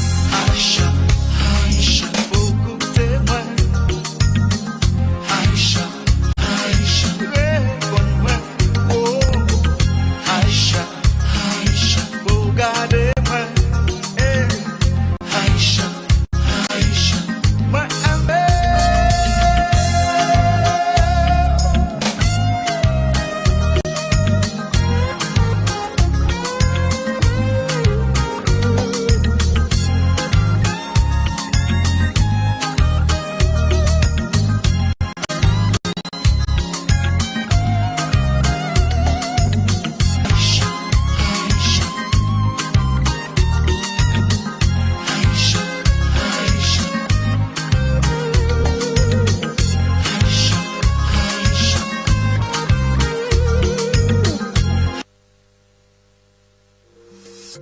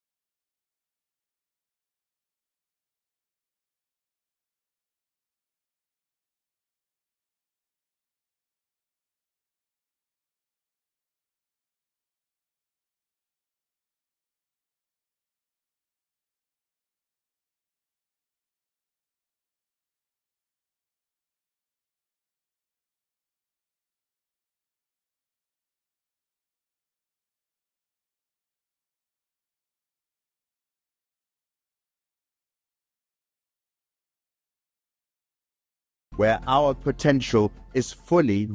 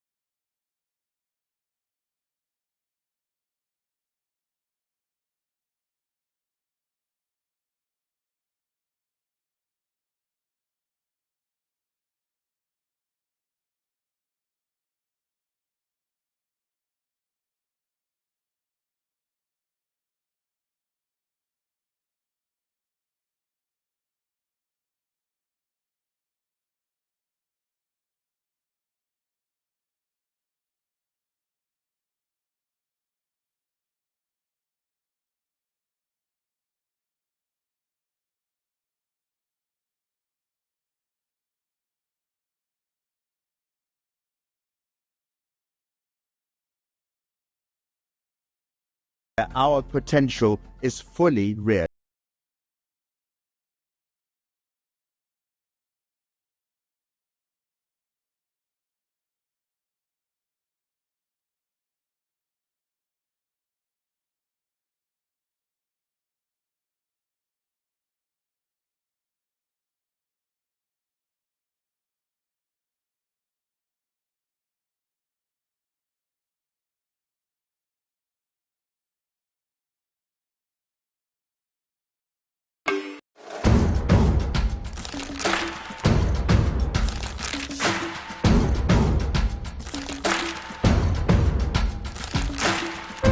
have traveled the length and breadth of this beautiful continent, and I have seen the faces of Africa's future. I understand the continent, and I see the faces of our children, full of hope and energy, and unbound by the borders of yesterday. I dream of an Africa where those borders and colonial languages no longer divide us. From the hills of Kenya, the deserts of Sahara and the Kalahari, from the lakes of Great Rift to the rainforests of Central Africa, from Indian Ocean to the Atlantic, Africa must be one. I believe in the story of the African lion. The lion is an African animal, is a king of the jungle. The Cameroonian national soccer team is called the Indomitable Lions. The soccer team of Senegal is called the Lions of Teranga. The soccer team of Morocco is called the Atlas Lions. Here in Eastern Africa, we call it the Simba, king of the jungle. When the king roars, the jungle listens. But I'm here as the African lion. I've been asleep in the jungles of the Congo. But now I'm awake and I'm sitting on African gold, African oil, African diamonds, African iron and copper ores. And I have the ability to transform all these materials that I have into wealth for the benefit of my people. I'm ready to serve. My heart is ready and my hands are steady. And with your support, I shall get the opportunity to be of service to Africa, the cradle of mankind. I am made in Eastern Africa for Africa.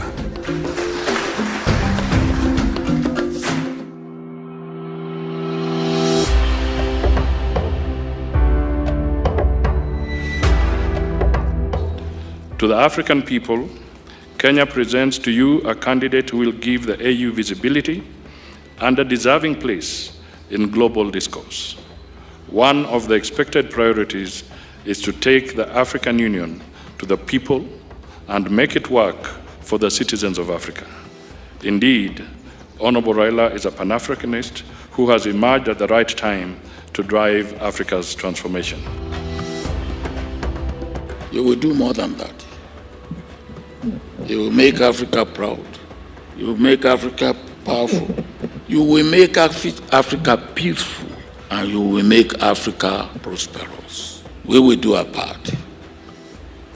We pray that God will make you do your part. We are gathered here as Pan-Africanists to endorse the candidature of Right Honorable Raila Odinga to bid for the African Union Chairperson. As a chairman of the East Africa community, I strongly appeal to the region to rally behind Right Honorable Odinga. Adopt him as the region's candidate. Let us talk to our friends across the continent so that Right Honorable Odinga can be the next chairperson of the African Union. It is with all this in mind that the government of the United Republic of Tanzania endorses the candidature of Right Honorable Raila Amolo Odinga for the position of Chairperson of the African Union Commission. Tanzania knows Odinga as Pan-Africanist leader who believes not only in the promise of African integration, but also in its practicality. Excellencies, with Right Honorable Raila Odinga, we envision an African Union that is ever strong, that is championing Africa's socio-economic development, and that ensures Africa's voice takes center stage globally. I am here to support the candidature of Raila Odinga. On behalf of Uganda, because he is a convinced Pan-Africanist. The Honorable Raila Odinga is a celebrated statesman whose longevity in leadership has been sustained by an unrelenting devotion to democratic change as the foundation of sustainable freedom and prosperity. Kenya endorses his candidature unreservedly. I am confident that he will give his utmost and do all it takes to make Africa proud and Africa powerful.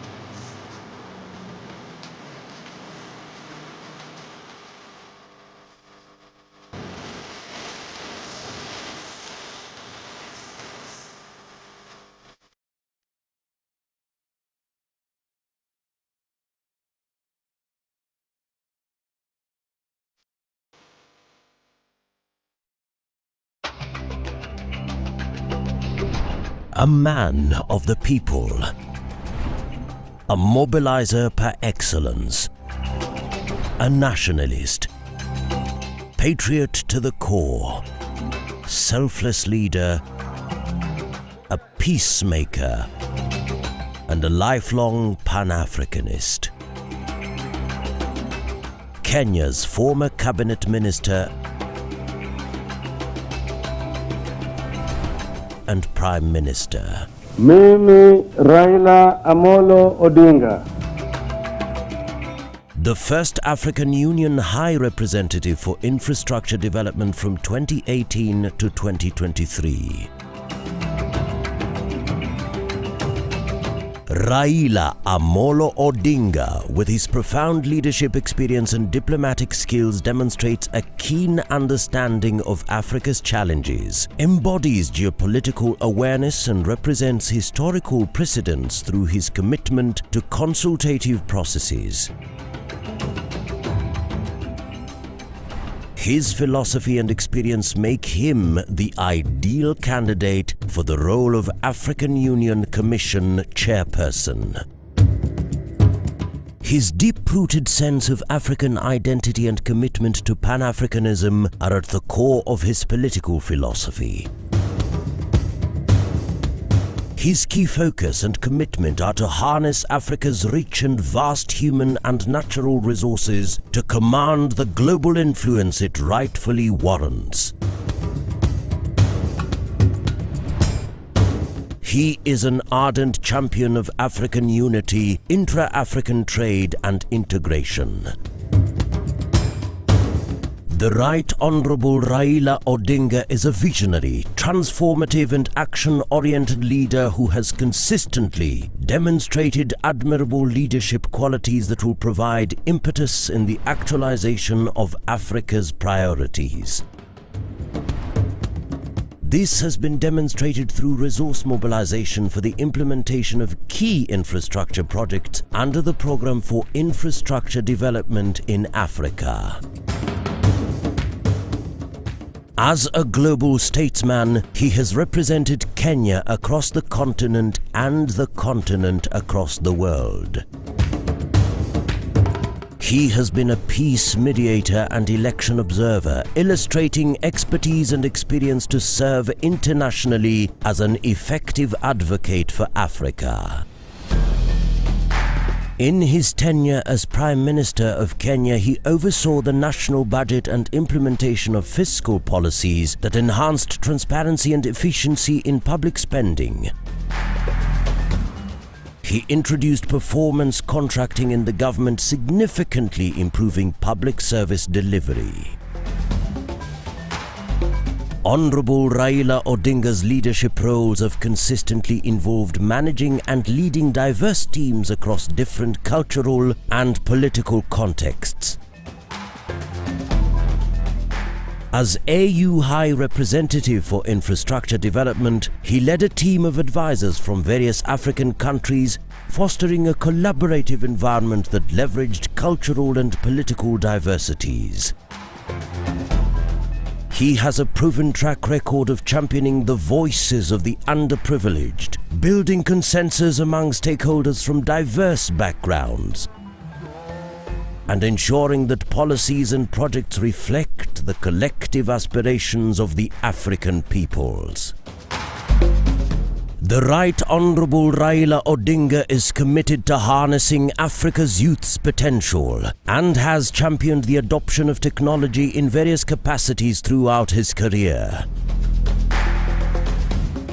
His role at the African Union involved promoting the integration of digital solutions in infrastructure projects such as the Continental High-Speed Train and Smart City initiatives.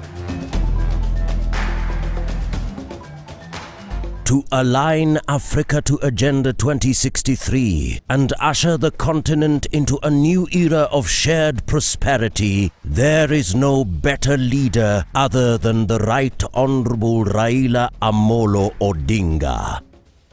Excellencies, I present to you a visionary Pan-African, a bold and wise leader, a professional and technocrat, as well as a towering statesman and a veteran mobilizer for positive change. Kenya endorses his candidature unreservedly, and we commit wholeheartedly to support his candidature, his vision, and his leadership.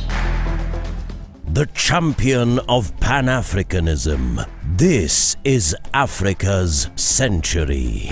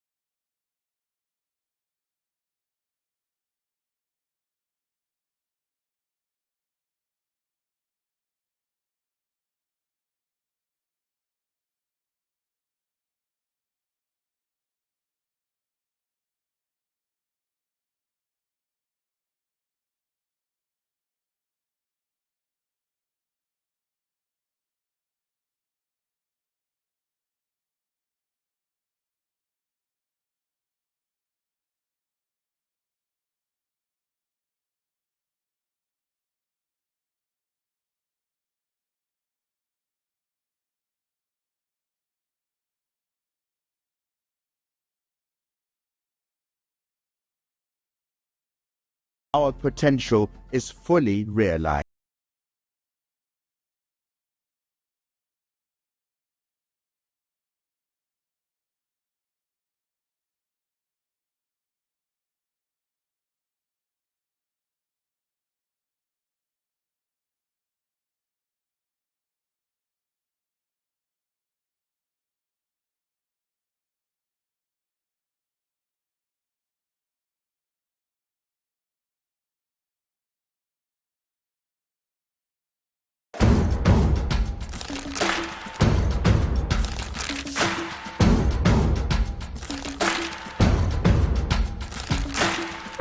I have traveled the length and breadth of this beautiful continent, and I have seen the faces of Africa's future.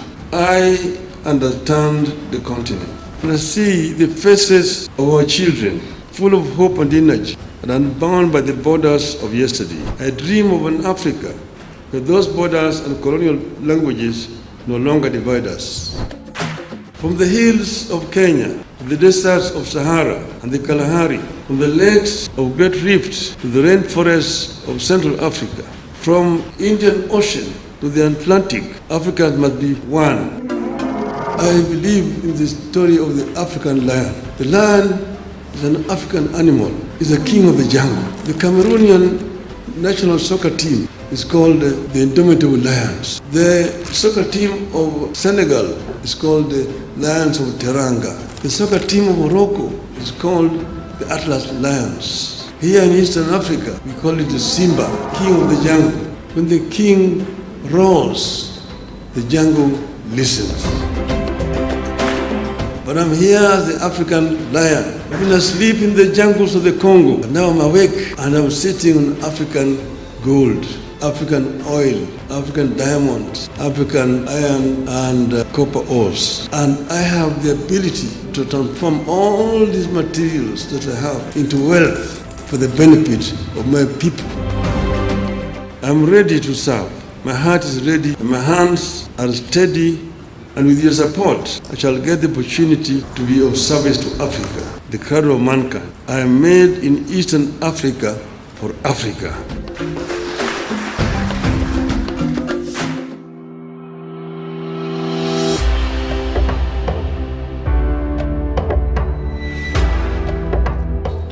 To the African people, Kenya presents to you a candidate who will give the AU visibility and a deserving place in global discourse. One of the expected priorities is to take the African Union to the people and make it work for the citizens of Africa. Indeed, Honorable Raila is a Pan-Africanist who has emerged at the right time to drive Africa's transformation. You will do more than that. You will make Africa proud. You will make Africa powerful. You will make Africa peaceful. And you will make Africa prosperous. We will do our part. We pray that God will make you do your part. We are gathered here as Pan-Africanists to endorse the candidature of Right Honorable Raila Odinga to bid for the African Union Chairperson. As a chairman of the East Africa community, I strongly appeal to the region to rally behind Right Honorable Odinga. Adopt him as the region's candidate. Let us talk to our friends across the continent so that Right Honorable Odinga can be the next chairperson of the African Union. It is with all this in mind that the government of the United Republic of Tanzania endorses the candidature of Right Honorable Raila Amolo Odinga for the position of Chairperson of the African Union Commission. Tanzania knows Odinga as Pan-Africanist leader who believes not only in the promise of African integration, but also in its practicality. Excellencies, with Right Honorable Raila Odinga, we envision an African Union that is ever strong, that is championing Africa's socio-economic development, and that ensures Africa's voice takes center stage globally. I am here to support the candidature of Raila Odinga on behalf of Uganda because he is a convinced Pan-Africanist. The Honorable Raila Odinga is a celebrated statesman whose longevity in leadership has been sustained by an unrelenting devotion to democratic change as the foundation of sustainable freedom and prosperity. Kenya endorses his candidature unreservedly. I am confident that he will give his utmost and do all it takes to make Africa proud and Africa powerful.